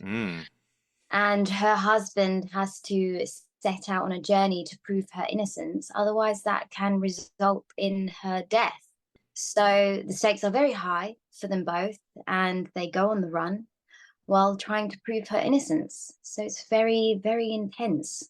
Yes, I've watched the film just before chatting to yourself, and I know we're going to be speaking to the directors, Craig and Mark, later on in this episode as well. You can dish all the dirt about them if you so wish. Now, I always ask the question, Sarah, and I always, 9 out of 10 times, people give me a very, straightforward answer. I got sent a script, I liked it, signed up. So I'm going to ask you, and hopefully there's going to be some kind of weird kind of tangents and a kind of weird coincidence, but how did you get involved on this project? Well, you know what, right? That's a good start to this answer. I know when someone says to me, you know what, hang on. You know what? Yeah. So Mark, he actually had said to me, you're not really right for the character of Twyla. Mm-hmm. But all the girls are auditioning with the same set piece, which is Twyla's character, and all of the men are auditioning for the same set piece, which was a script for William. And then they were going to see who they liked and place them maybe with different characters, which I think is a great way to do it, right? But so I had in my head, well, I'm not right for Twyla, and I really, really like, I like the sound of her character. I mean, she's interesting. She's got a lot going on, a lot of high stakes for her, so it'll be a great character to play. And then I pondered on that, and the week had passed, and I had missed the deadline for the audition, to send the tape off. So I messaged Mark and I said, I've done the tape. I'm going to send it. I'm so sorry I missed it. It's very unlike me to do that. You don't come across, Sarah, as a kind of my dog ate my homework kind of person. I know I'm only judging now from like 5 minutes of talking to you. But I mean, that was someone, again, going back to Jim McClean's valuable life lessons, that was something dog ate my homework, blah, blah, blah, blah, blah. Yeah. So you don't come across as that type of person. No, I'm not. I'm very hardworking. I'm very on the ball. And, I'm always creating, moments and opportunities and trying to get work myself, actually. And I'm never one of those actors that just sit at home and rely on a phone call from an agent. I'm not that person. I cannot do it. I have to work. I have to do something every day towards my goal. So like I say, it was very unlike me to do that. But things like this happen for a reason, right, Jim? Mm-hmm.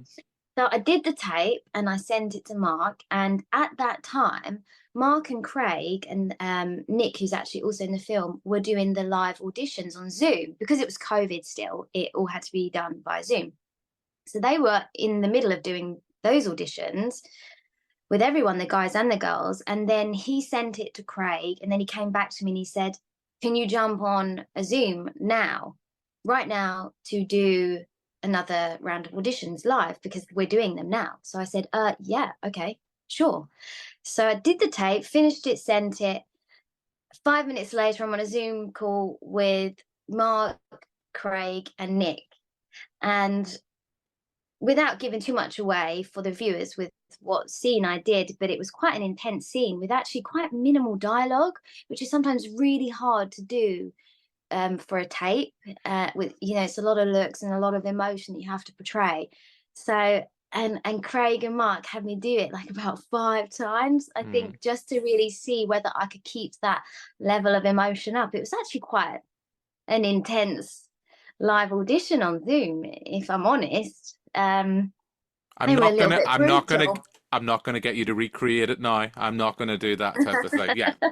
Don't think you'd want to see it, really, if I'm honest. But so yeah, I did the Zoom and I did it about 5 times, and then that was that. And then they got in touch with me, I think, the day after or 2 days after, and offered me the part. And I was like, what? Hold on.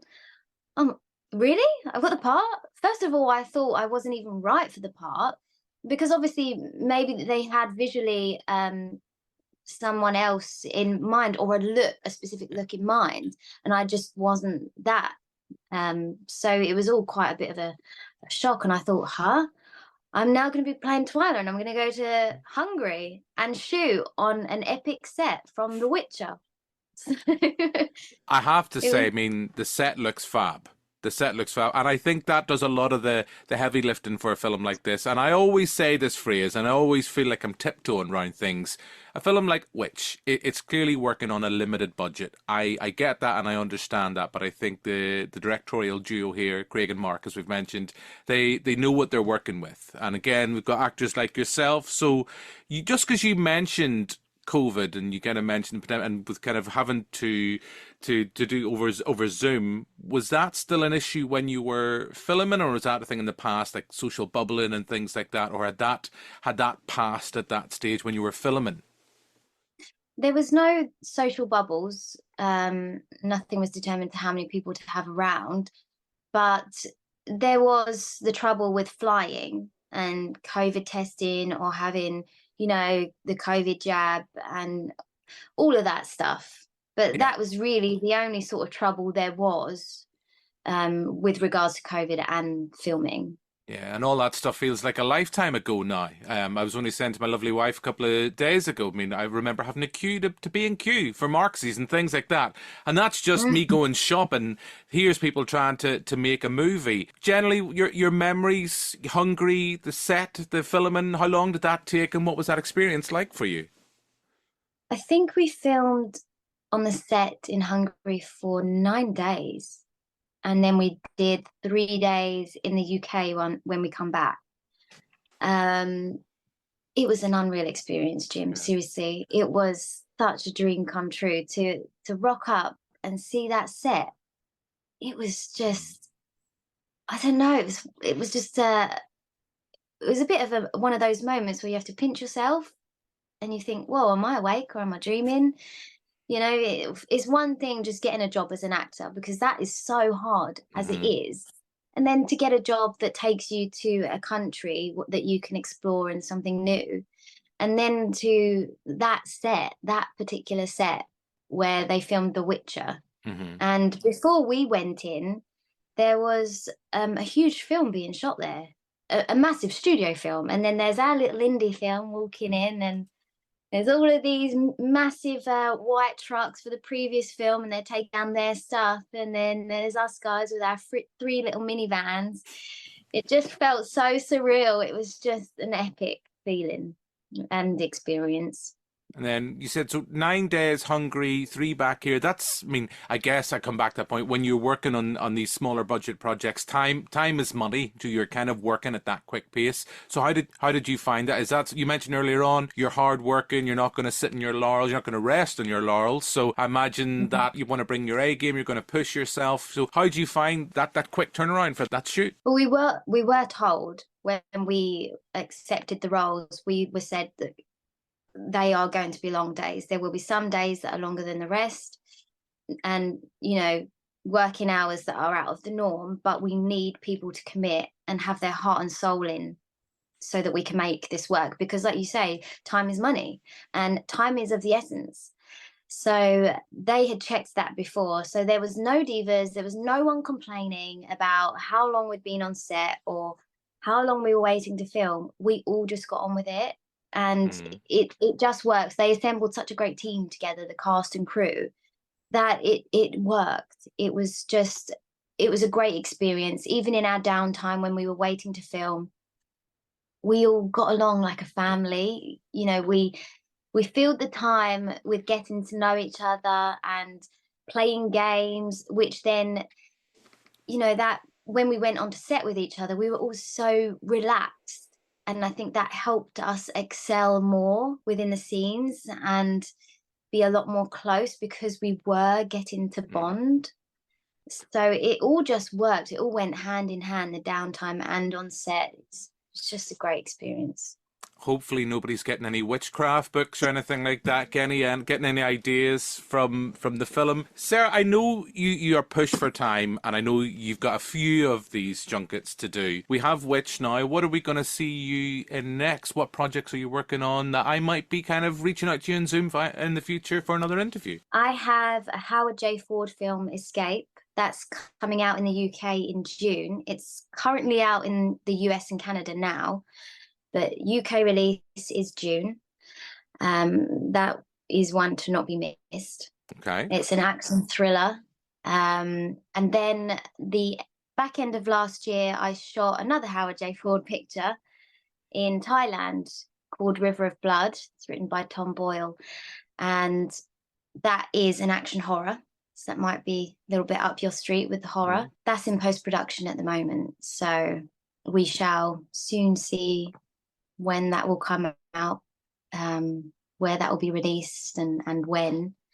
And I also have a few things in pre-production for myself that I'm going to be producing.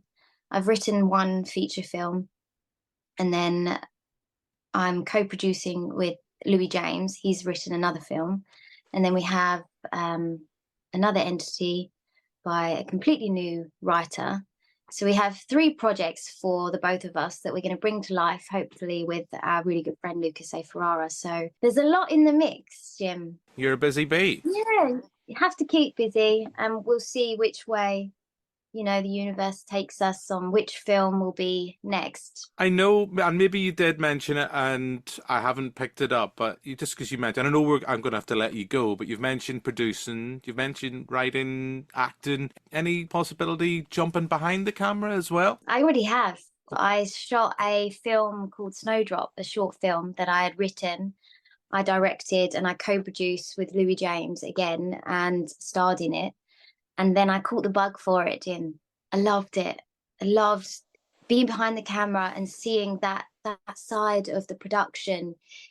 It just brought a whole new light to me for filmmaking and also for acting. It made me see that in a different way. And so I've actually extended Snowdrop, my short film, into a feature-length film. So we shall see if that comes to light. Fingers crossed.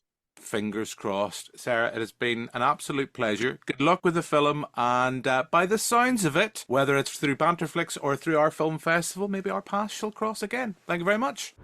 There is much outside the world you know that is hard to understand, and people fear what they don't understand.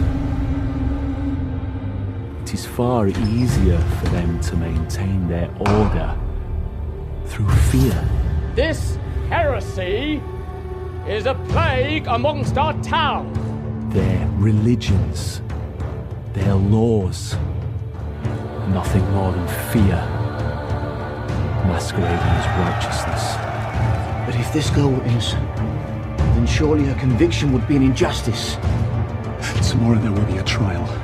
Joanna will point you out as a witch. Unless we do something. If we destroyed the book, wouldn't that prevent any of this from happening? There are dark forces at work. Is it time to play? It's the only tool we have to save her. So that's another clip of Witch, and I'm delighted to say I'm joined now by the film's writers and directors, Craig Hinde and Marc Zammit. We've already talked a little bit about the film, but between yourselves, do you want to tell us a little bit about how this project came to be, the genesis of the story, and how it kind of mothballed into what we're able to see now in various VOD platforms? Back in 2020, we were working on a completely different project, and we were about 2 weeks away from 1,000 Flames, it was called. We were about 2 weeks away from filming it when Boris Johnson came on the TV and told us we can't go anywhere and we've got to stay in our homes. So we were like, that's going to be difficult then. So we had to postpone that. And one of our locations for that film was actually in a hospital, a closed ward on a hospital. So whether there was a lockdown or not, filming in and around a hospital during 2020 and 2021 was just an absolute no-go. So I took an idea that I wrote when I was back in film school 20 years ago, and Mark and I sat and we evolved and developed that idea along with our third writer, David Babeline, who's our story consultant. who we've worked with for a number of years, who helped us to really develop the story into a compelling narrative, which is what he does professionally. It's what he's got his PhD in. So we evolved this idea into Witch, and that's kind of how that got started. I want to ask, what did it feel like, Craig, going back and looking back at that project? Something, did I hear you right, from film school? Did I hear you right, going back and then looking at that? And then with yourself, Mark, I mean, what's your relationship, what's that process on evolving that on that project to what we see? Yeah, I think for me it was interesting because, you know, for me before Witch, I'd done a drama called Homeless Ashes. So when Craig said that we kind of agreed that we should do a commercial project that is very in the genres of like horror, thriller, fantasy, and Craig has a lot of experience on previous films that he's worked on in this genre. So I trusted his lead and just saying, okay, well, what should we do? What do we think was hot in the market? And we was kind of looking what was hot in the market at that time. And then that's when Craig kind of turned around and was like, look, I've got this great idea called Pamesia. And then he started writing the Pamesia a bit more in depth and laying out the story with David and obviously myself. And when we was looking at the story, like Craig said to me, I think this needs to be bigger. I think it needs to be a bigger medieval town because I feel stuck. Because what we're trying to do is try to restrict ourselves in a small location because of COVID, trying to make a box film, which turned into a box film, turned into a Christmas tree. You know, it was like literally like this location. So then we was developing the story together, like kind of watching all kind of different genres in the style of Witch that we wanted to do. And then Craig come along and he said, look, I've found this medieval town. We should ask for it and see what they say. And that's when we contacted them, and we thought we can't afford it. But then when they told us the quote of what the studio would cost, we was like, oh my God, we've got to take this. We'll be silly not to. So we flew out during the COVID restrictions. We just basically went and saw the studio backlot set that was in Hungary. And that's when we just looked at each other. And I remember we got back to the hotel room and was like, we would be stupid not to do this. This is like a calling card. And it kind of made it feel like it was meant, like what Craig was saying about 1,000 Flames was meant to happen, because if that didn't happen, Witch would not have got made. And we feel like we got something much more rewarding out of that as well, which was great. And yeah, we worked so hard together, and we complement each other in so many different ways to get this made. And we're very relaxed at working with each other as well. So we're always trying to find a balance to be on the same page when we are not just directing, but getting a story there. You know, if there's certain stories, like me and Craig would always stand in a room just asking each other questions, and if we can't solve our own questions or prove the answer to our own questions, we knew it wasn't there. So it's both of us trying to meet in the middle of like what's wrong. So if there's a time that Craig was lost, then I'll be feeding him things, and when I was a bit lost, Craig would feed him things, and then there'll be a moment where we'll go, that's it, that's what it needs to be.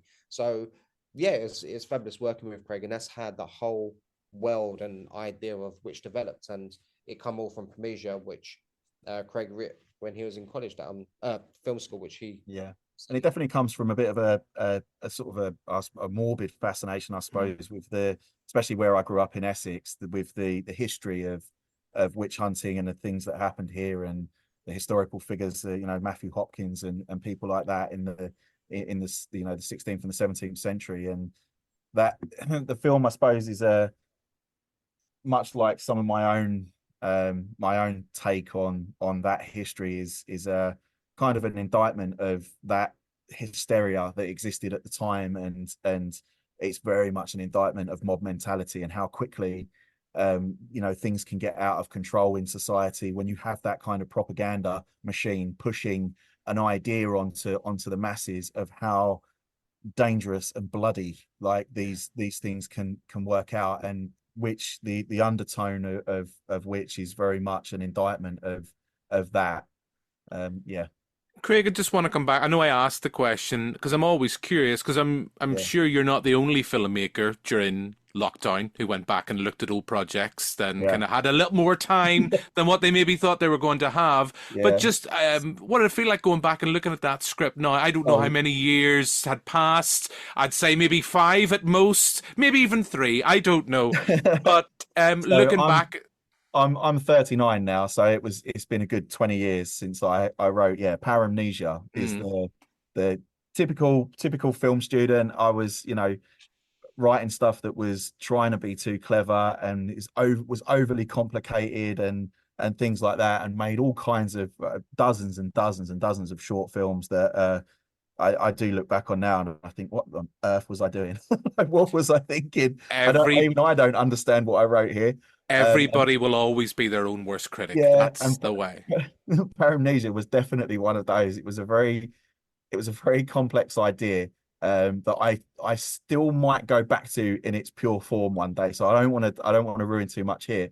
But so which started off as this very Chris Nolan-esque twisty turny clever plot with very much and it still is there, the puzzle and the mystery of which is still there.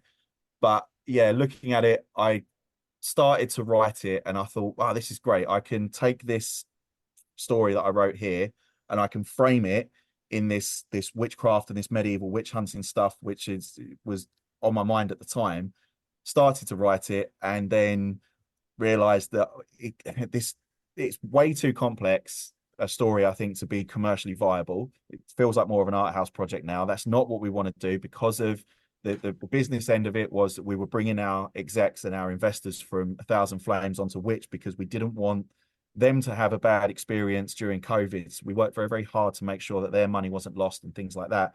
So we needed to make it commercially viable. That's when I phoned Mark up and I said, this isn't just going to work in a castle somewhere. I think we need a town and we need more characters and we need to make this a bit bigger. Got onto Google, started having a look, trying to find medieval towns in the UK, which there are hundreds of, but none of them, they're all modernized. They're all tourist attractions. They're not really filming locations. And then every Google search I did kept bringing this one in Hungary to the top. And I kept dismissing it, saying, I don't want to go to Hungary. I want one in England. And then after a couple of days of that, I eventually gave in, clicked it, and I thought, oh, this is a backlot on a film studio, in a film studio. So called Mark up and I said, I think we should really look at this place, man.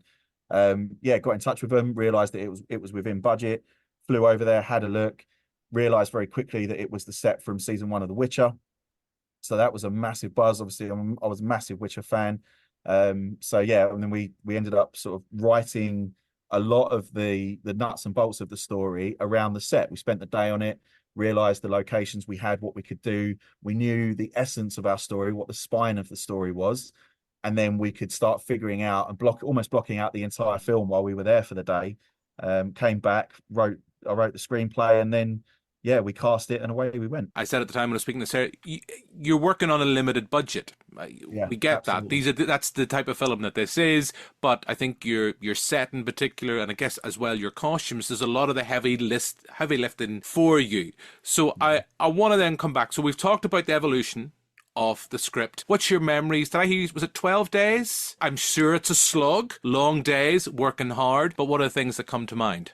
Yeah, it went by so quickly. I think the cast always have more memories outside of shooting than we do, because we spend a lot of our time on set. If we're not shooting something, then we're prepping or we're building bits of set, or we're doing things like that. I remember the morning we lost our gazebos due to the weather.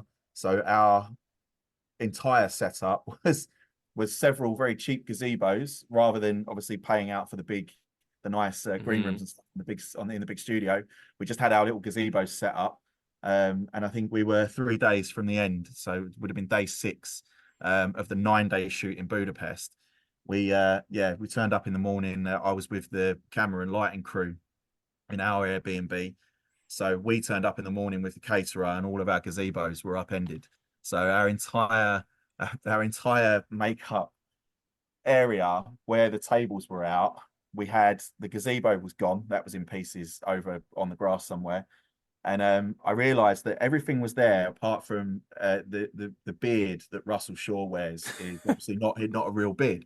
So we had this prosthetic beard that we'd bought for the shoot. It was quite expensive. It was very, very good, very well made, but we only had one. And that had blown off the table. So that was about 10 feet away from this table. And I panicked and I ran over and I picked it up. And then I realized I couldn't find the moustache that went with it. It was this tiny little prosthetic moustache. And I was looking around and I thought, flipping hell, that could be anywhere now. I was looking up in trees.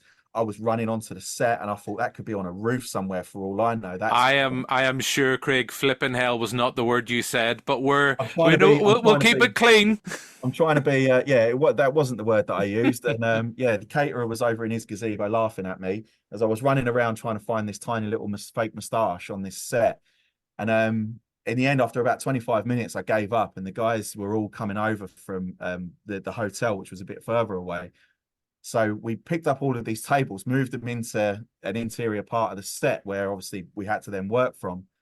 And I remember standing there and I had the beard in my hands and my back was to the door. And I remember hearing Kate, the makeup artist, coming in. She said, "Oh, good morning. Good morning. Are we moving in here now?"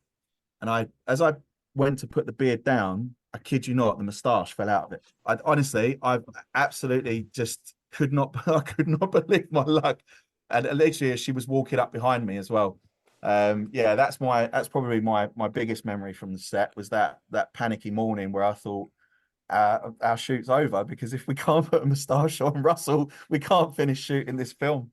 Bit of witchcraft, I don't know. Look, I know we're pretty much out of time. I do want to ask, I mean, I'm sure, Mark, you have fantastic stories as well, but there's other people bar me you both need to talk to. I am aware of that. But just what are you going to be working on next? So we are currently working, and we've been working for about a year now on a film called Unravel that we're working together. I remember saying to Craig, I was like, I always wanted to do a film in my second country, which is Malta. And then we flew over there to do a recce last year. And then Craig turned around and was like, "Mark, you know what? That's quite a good idea to film in Malta." So we're actually we're crafting the story together to get that made as we did on Witch. And we spent about half a year crafting the story to get Witch together. Now Craig's started to work on the script and getting it all put together, and hopefully we can start shooting that soon and be out in Malta, get a bit of a tan while we're there. Yeah. Film a nice action adventure film. I don't want to go too much in what the storyline is. I'd like to leave that as a surprise. It's a very Indiana Jones National Treasure style adventure film. And it's going to be car chases, helicopter chases, boat chases, whatever chases there is.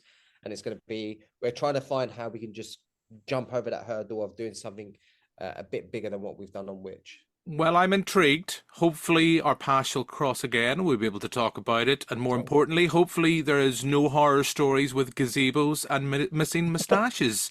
That's, fingers crossed, that's a one and done in that situation. Gentlemen, it has been an absolute pleasure. Thank you very much for your time. Thank you. Thank you very much, Jim. Thank you. So that's my interview with some of the cast and crew of Witch. It's out now. Seek it out. Low budget, I will say that, but a lot of fun for what it is. And as I say, you can seek that out wherever you get your VOD, the likes of Apple, Google, Sky, whatever. And I think with that, Adam, you're up. Give us one more jingle. Big screen or small, we've seen it all.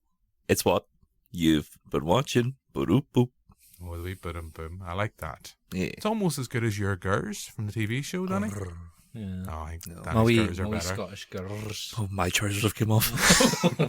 All our trousers have come off. We're all erect listeners. That's all we can say. So, this is a section of the show where just generally we talk any other movies we've watched since Adam and I were last in a room together. Now, Danny, this is where we get to play a fun game. Mm-hmm.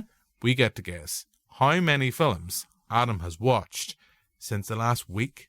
Since the last 6 days. 6 days since we had you on. So I'm going to say, because it's 6, and you're back to work, yes? Oh, what? Back to work. I'm going to say 8. Okay. 10. Jim, closer, 7. Oh, I was going to go 7 too, then I thought, because that's what I went with before. I was going to do an 8th, but I can't even remember what it was. But, I discovered that a new season of Hell's Kitchen has been put on Amazon Prime, so I've been watching that.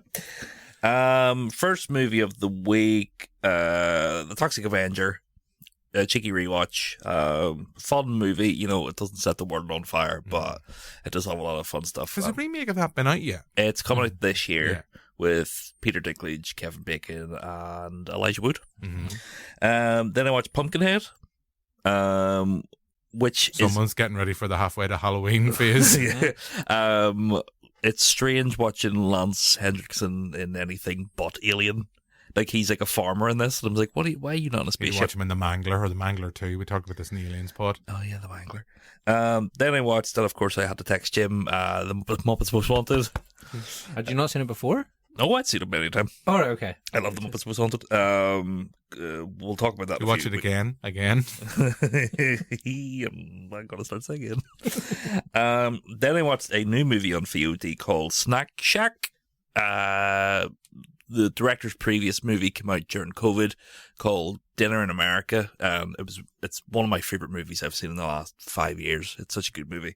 Snack Shack is his like follow up about two guys that open a hot dog shack in a swimming pool in 1991, and it's sort of like this crazy summer we had, and it's like two guys they write fuck on a hot dog and charge an extra 75p for the pleasure of writing fuck with ketchup on a hot dog.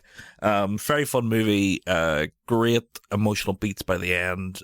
Really check it out, because it's not really getting a push online, but Snack Shack is We're fantastic. gonna push it. Yeah, Snack Shack. Then I watched Baghead on Shudder, which I reviewed and said bag of shithead. It was terrible. Then I watched Perfect Blue, the anime. I don't know if you've ever seen it. It's the anime movie that Darren Aronofsky bought the rights to so he could copy frames for Requiem for a Dream. Yeah. Beautiful movie. A bit creepy, obviously, because it's anime and serial killers, and it's got some bold stuff in it. Well, Requiem for a Dream is pretty much is a fucked up film in its own right. Well, true. But seek it out. Very good. And then I went to the cinema and seen Abigail, which I thought was very fun. And Dan Stevens is a very sexy man. Dan Stevens is a very sexy man. And that's me for this week.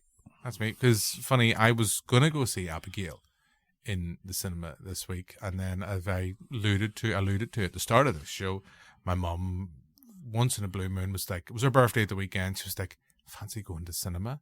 I said to her, I'm going to, because I was waiting for mum to go, do what a fancy watch tonight. Britain's Got Talent. See, it's back on the TV. We'll watch that. And you're like, oh, fuck, I'll go to cinema. I'll see you later, Mum. And she said, okay, I'll go with you to cinema. And you're, oh, for fuck, well, what are you going through?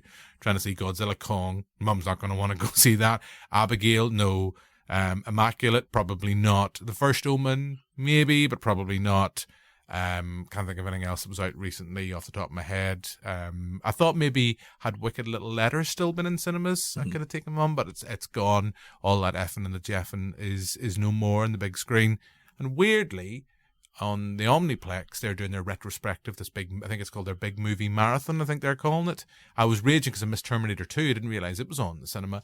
But they were showing on Mum's birthday Shawshank Redemption. Ooh! This is the movie I mentioned earlier on, always on ITV2. You can always check in about 8 o'clock, 9 o'clock on a Saturday or a Friday night. There he is. There's Brooks. Oh, no. Better turn over quickly. More on that later. And my mum was like, I've never seen this film. It's like, you've seen Shawshank Redemption. Yeah. And I thought maybe she'd go, is this the one? I thought she was going to give the plot. It's like, it's in the prison. She's like, is this the one? And there's the wee mouse. And there's the guy's like, no, that's Tom Hanks. Same Stephen King, same source material. But my mum went into that. Like, never seen Shawshank Redemption. I was waiting the whole way through the film for, at any point, my mum would do this thing where if we're watching something, she'd say, I haven't seen this. And you'd be like, I'll tell you now. We went to see all the Harry Potter movies in the cinema. Even the Fantastic Beasts ones. But hey, we don't talk about that. And every time we went to cinema, the next year, Mum, I don't think I've seen the last one. It's like, of course you fucking did. Because it's our thing. We go to the cinema to see all the Harry Potter movies. Of course you'd have seen the last one. And then halfway through it, she'll hit me. Sorry, listeners. She'll hit me and go, I have seen this. Yeah, fucking no. So I was waiting for the whole way through the film for her to kind of hit me, as I say, and go, I have seen this. No, she watched it. She absolutely loved it. And I was talking to Danny earlier in the week when we were recording the TV show. And I was in that sequence with Brooks, when Brooks gets released. And I think it's a nice question maybe to finish up on the pod. Is there a sequence in a film, no matter how many times, whether it's the first, the gazillionth time you've watched it, breaks you? And that sequence with Brooks, and I'd never seen it on the cinema before. I never saw Shawshank on the big screen, and as soon as it's like the sequence where they go into the library and he's got, the guy from Aliens, the guy from Aliens, he's got him, up with it, he's threatening to kill him. It's like, oh fuck, I've got my parole, I'm being released. And you're like, oh, I know what's happening. And then it's just that monologue, that music, and then the sequence. It actually isn't the sequence, the unfortunate event, that really breaks my heart. That's just the clincher. It's just the moments before that where he's kind of talking the monologue about how his little bird friend that he helped rear, he's out feeding birds, and it's like, sometimes I imagine, is it Jake? I think Jake, yeah. Sometimes I imagine I might see Jake amongst the birds, and I'm just like, I'm gone. Yeah. My mum turns to me and looks at me and goes, what's wrong with you? It's like, I'm literally in the cinema just having a full-on breakdown, emotional breakdown, and my mum's like watching it. It's like, fine. She's like the fucking Terminator. But I made this point. It was Joe and I were talking after the Aliens pod. Shawshank is a weird film because you forget how tough it is. Yeah. As I think Mark Kermode has the line, there's an awful lot of Shawshank before the redemption, so I can't steal that line. I know Adam, or maybe Danny, you'll know, there's the young actor that shows up near the end, whose name has went out of my head, who's the character. We're not going to Google it, Adam. We're making that rule. We're not going to Google it. We're not going to be that podcast so someone can go in. All they fucking do is Google things. They don't have any knowledge of their own. But when he shows up, and it is contrived, it's like, oh, by the way, that prisoner you said, I was in a cell with him. He told me that he murdered this guy's wife and a pro golfer. So clearly Tim Robbins' character is innocent. And I don't know, I know they retooled the ending of Shawshank Redemption. They kind of tweaked with it a little bit on test screenings. I don't know if that's involved in that front or not. But when the unfortunate event happens to him, I'm sitting there like, fine. Yeah. And that's like, Brooks, I sit and I watch that. I could turn on, I know I made a joke, I could turn over on ITV2. And even if that sequence had already started, Brooks was here, I would be gurning. But for some reason, I sit there with your other guy getting minced. I was like, he tried to escape. Did he fuck? Yeah. And I'm like, that's fine. He got minced. Fuck it. Get over it. Let's get to the next plot. I think that it's just because the Brooks section is so relatable, it's like he's the man that time forgot. And like, as growing older, but it is weird when you're younger watching that scene. It's like the emotional punch still hits you with the music and what is happening. Like, it's so visually well done that even whenever I was young, I was like, this is making me feel things I didn't quite understand, obviously. Hopefully you didn't get an erection. But like him talking about being a bag boy and not being fast enough and all that shit. His hands hurt and not knowing what cars are. And cars are fast now. Yeah. I've seen a car once before because it's over like 50 years he's been in prison. Yeah. All that stuff. It's just, it's so relatable, and you forget because you spend the whole movie in the jail and they have their own ecosystem that you forget what the outside's even like. Because there's a line Brooks says, and that's always a bit, it just gets me right in the throat. It's like, I'm just scared all the time. Yeah. I suppose, well, you've got the time to get to know Brooks through the film as well, whereas, like, that guy who shows up, like, what attachment have you got? He's to him? I'm not saying I hate the character. Yeah. He's perfectly nice. He serves on a very important point in the plot. I'd actually forgotten about that sequence. And then I was like, oh yeah, because isn't he actually innocent? Because when I was rewatching the film, I was like, maybe I've never seen this the whole way through, or I've missed the start of this, because it does, in the opening credits, it does allude to the fact that maybe Tim Robbins did do it. And I always thought they were going to leave it ambiguous, because they'd make the whole joke, well, yeah, everybody in Shawshank is innocent. And then I'd forgotten about his character showing up. And then, of course, you get another, they really try to force the emotional punch with him. It's like, after he dies. It's not after, no, sorry, it's not after he dies. So he wants to do his exams, and then he throws away the paper, and Tim Robbins' character sends it anyway. And I think it's while he's in isolation that comes through, and they're like, yeah, you passed. They really try to force very quickly an emotional response on you for when his character then has the unfortunate event. But I sat there, and I actually, not out loud, but I just laughed to myself going, I have sat and properly blubbed through Brooks's character's finale. And then here's another guy just getting minced on screen. I'm like, fine. But it's also because his character, not to say it's not a well-written movie, but he is such like a caricature of, hey, you old guy, I don't need to be learning no math. Fuck you, old man. Danny, we are going to wrap up.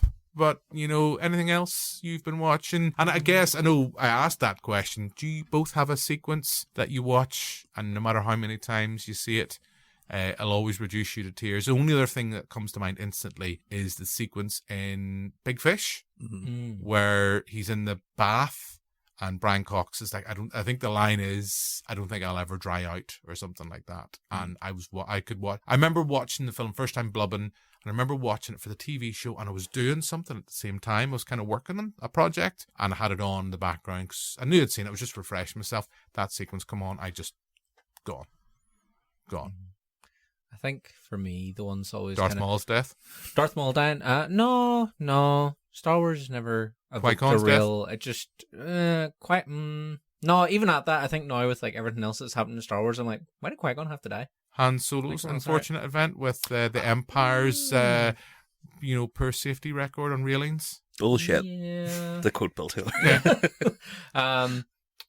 No, Star Wars never really provoked too much of an emotional reaction from me. I think if you're talking about like nerd shit that's provoked a reaction from me, Guardians of the Galaxy Volume 3 got me a bit, but not necessarily Skylord, fuck him. Star-Lord, fuck him. Rocket, like Rocket's whole thing with his wee mates, like that got me a bit. Yeah. My lovely wife, when we went to see it in the cinema, I turned around to her and she was just a mess. Yeah. Because he dies, doesn't he? If I remember, spoiler, he has a vision. Isn't that what it is? Because I've only watched Guardians 3 once. Mm-hmm. He dies and then they come back. They have a dream, or there's a dream sequence of sorts. He's kind of like gonna go. He's like on the cusp, isn't he? Yeah, and they kind of like he gets visited by his wee mates. They're like, "It's not your time." Yeah. I turn around to my lovely wife. I love her dearly. She was a mess. And the other thing I can think of off the top of my head is when we watched Elvis, the finale of Elvis, and that's the final sequence. A mess. But yes, Guardians Volume 3. Yeah, I catch you in the face. That one gets me. Sticking with the Stephen King thing, Green Mile. Don't put the hood on. Scared of the dark. Every single time, like John Coffey did not deserve that. Nope. So yeah, that one gets, and it's not even necessarily that. Yes, that ends sequence for John Coffey whenever he's going to the chair, but Mr. Jingles, when you get that little asshole guard crushing Mr. Jingles like that, there just makes me so mad. Tooms from the X-Men, isn't it? Yes. Yeah. Cunt. Yeah. So that there, and then the most recent, talking of ugly crying, Iron Claw. Yeah. Iron Claw made me ugly cry. Like, absolutely. And I'll be interested to go back to it and watch it again. I think Iron Claw, I had a similar response to you because we were talking about this after the film and the TV show, where I held it together. I went to see it on my own. I can't remember why. I think Amber was just like, I don't want to go see a wrestling movie. And I said, that's fine. I went to see it on my own. And I was loving it. I thought it was great. Yes, it's a very depressing, somber story. And there's lots of things. I think we talked about it in the pod before. And then the finale, there's like, again, a little dream sequence. And I was like, right, I'm going to go. And then there's a sequence at the very end with Zac Efron. And I was like, holding it together. And the only way I can describe it, if either of you watched 24, I remember getting to my car and it was like Kiefer Sutherland at the end of like maybe Jack Bauer at the end of maybe season 3 or 4. I think it's 4. He just gets into the car. He's had a hell of a day and just breaks down. And I sat in my car for about 10 minutes on my own, just properly gurning. Yeah, same. Yep. Got back to the car and just sat there and cried. And then I was like, are you okay? I was like, I'm okay. It's really sad. She's like, I don't think I've ever seen you cry that hard over anything before. And I was like, yeah, it kind of hit me. It hit me somewhere that I didn't realize was available to hit. But yeah, it's one I'll be interested to go back and watch it again at home and see if it still has that like brilliant film. Hit. Deserved a hell of a lot more, in terms of even just award. I'm not saying awards, but award nominations in terms of that. Adam, anything that always gets you? Spike Lee's Do the Right Thing at the end. Not to spoil it, but when the racism finally rears its ugly head in a more serious way, at the end of that movie, it's just fucking so heartbreaking. See, I get angry at that scene. I don't, that's not a thing that makes me cry. I just think it makes me just get fucking, fills me with anger, as opposed to tears. It was the same with the Black Klansman as well when they cut the real footage. Yeah. I was like, it is angering, but it also is like a reality moment of this is still fucking happening. Yeah. Guardians Volume 2 with Yondu. Yeah. I've seen it so many times and there hasn't been a time where I haven't cried. My one and only time I ever got a retweet, or I think I got a reply from James Gunn. Mm-hmm. I literally texted him, or not text him, I tweeted him, literally coming out of Guardians 2, and it was like, James Gunn, why do you have to make me cry? Fucking Mary Poppins, y'all. And I got a little like, and I think actually, I'll look back to, I think I got a little heart symbol back, and I was like, right, job done. Job done. I don't need to do anything else. That is a brilliant sequence, though. That is. It's like, even the, what is the line? It's like, he ain't your daddy. He might be your papa, but he ain't your daddy. He ain't your father. Yeah. And then the following funeral scene and the Ravengers turning up and the fireworks and all of that. Even in like Rocket Raccoon realizing, the stuff about life. And I can't think of a third one. Joker. In the toilet.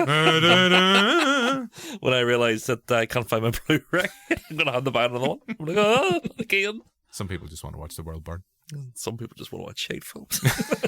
Danny, before we go, have you watched anything else of late? Kind of just, we've all kind of had through our kind of wares in. Anything you've watched recently? Yeah, well, I watched Macbeth and Wish for the TV shows, and again, talked about it on there, but Wish, it was fine. It was all right. It's like nice little nods to I think you liked it the most out of the three of us. I think I did, yeah. And I think, again, it's because I had seen all the stuff kind of saying it was shite, and then I went in expecting it to be shite, and it wasn't as shite as I thought it was going to be. It's fine. It's all right.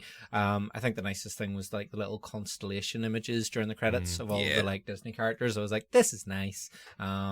Then what else have I done? Macbeth was good. Orson Welles' Macbeth. Enjoyed that. I thought it was a super fun, crazy, like theatrical. Which actually reminds me, because Robert J. Simpson, Cinepunked and film historian, introduced that for us. Robert is going to be involved with Fright Club because you guys have an event coming up. Yeah, so we are doing a. And we're not just mentioning this right at the end because I might have forgot. No, we're not just. We're just doing Danny. it as a nice little end plug for everybody to remember. So yes, we're screening Hammer's Dracula for the 90th anniversary. And Robert is very kindly going to do a little introduction for us before that then as well. So come along Friday the 10th of May at the Braid Arts Centre Ballymena, and you can get your tickets at the links on our socials, which is the Fright Club NI if you look us up on Twitter, Instagram and Facebook. Now, I think I've noticed a flaw, right? Because I think what you have to realise, a lot of vampires might want to go see this film.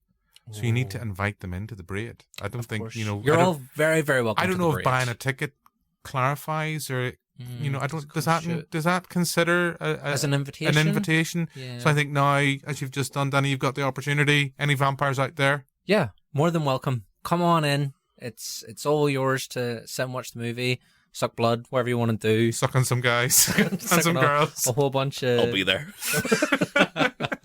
But yes, so we'll be doing that, and I'm very excited for it. And Robert's doing the wee intro for us because he is a big old Hammer man. Yeah, Robert's great. We need to get him on the pod. Well, we had him on the pod for the Christmas special, albeit briefly, as Orson Welles. We need to get him on the pod. We need to get him on the TV show again. But yes, we sidetrack. So we have Wish and Macbeth. Anything else? Macbeth. I watched that scoop about the Newsnight interview with Prince Andrew because I was kind of like interested to see how they were going to portray it. Were they going to lean into the whole, BBC tried to do him dirty, or were they going to be like, he's a super nonce? And it kind of nicely struck somewhere in the middle.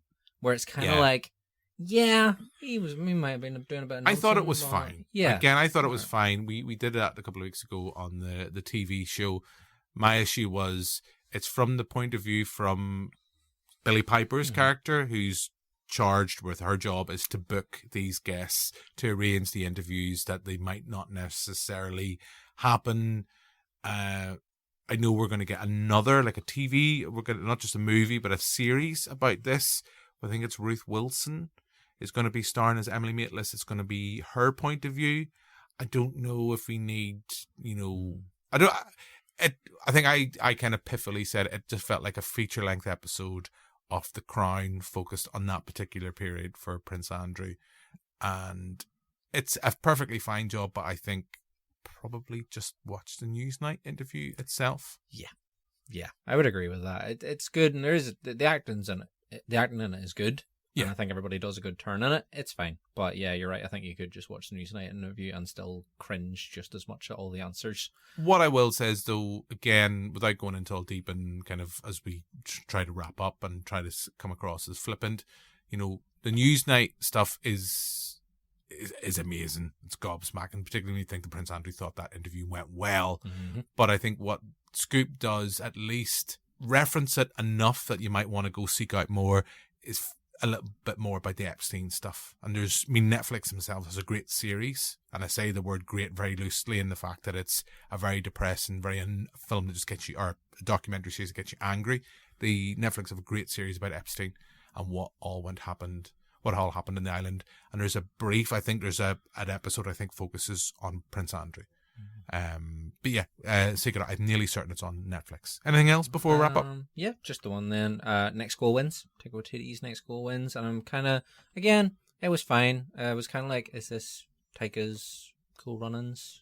You know, it was, yeah, I enjoyed it, but it's still very much, I feel like Taika Waititi is almost riding on the fact that he is Taika Waititi now. And it's a lot of that kind of like cheeky humor, and even the fact that he plays like the priest minister guy. It's about kind of like, okay, you loved that film, Adam, didn't you? No, it's it's. We had you on the TV show talking about that, if I remember. We did, and I just got annoyed by it. But if you get a chance, watch the documentary. It's based on documentary is brilliant. I've heard it's quite good. Really good. Yeah, because I imagine it's like the story itself is really nice and really good and stuff. It's just that Taika's interpretations of some of the stuff is just so outlandishly wrong. Okay. Like the coach guy was never divorced and actually has a really loving wife that they have a really good working relationship, and he's not an alcoholic. Okay. So a lot of dramatic license then. Very much. Well, they do make the joke about that. It's like some of this stuff is true. Yeah. Some of the stuff that you do, the thing about that though, other than that, some of the stuff that you maybe don't believe that you think that's dramatic license, having watched the documentary before watching the film, you're like, yeah, that actually, some of the beats are true, but there is a lot of creative license as well. Okay, I'll check out the documentary then. Yeah. So it's like watching the Elvis movie, and it's like, I had to go off and write this in 10 minutes. You're like, Elvis never wrote a song in his life. Wow. Let's not pull on that thread. I think we shall wrap up this week's pod. So, guys, enjoy Star Wars Day. Oh, I will. Enjoy Free Comic Book Day. May the Force be with you. Indeed. May the Force be with you, Adam. May the Force be with you, Danny. Thank you very much for coming on to the pod. So, thank you both. That's us out of time. We'll be back next week with another episode. Don't know what we're going to be talking about next week. We'll figure out something. An hour before the record, we'll figure out something, Adam. Let's say Police Academy Citizens on Patrol. Brilliant film. I watched Police Academy 6 and thoroughly enjoyed it. But that's for a discussion for another time. So that's all from me. Check out our back catalogue if you've enjoyed it. If you've got this far, if you want to seek out more general silly nonsense, go back, find the podcast. You can find the TV show on our YouTube channel. Check out banterflix.com. You'll find all the links to various bits and bobs there. And one last plug, where can people find out about Fright Club? People can find out about Fright Club on Facebook, Twitter, and Instagram. If you look up at the Fright Club NI, you'll find us all there. And you'll also find us on YouTube, where you can check out our YouTube series Monday Night Frights, where we'll be talking about horror films a lot. And Adam, where can people find out more about your letterbox and other kind of various silliness? You can also find me on the Fright Club, because I'm a member of the team. You sure can. I read a lot of reviews of shitty horror movies. And that's your forte. So, yes, that's all from us. We'll be back next week with another podcast. But for now, until then, goodbye.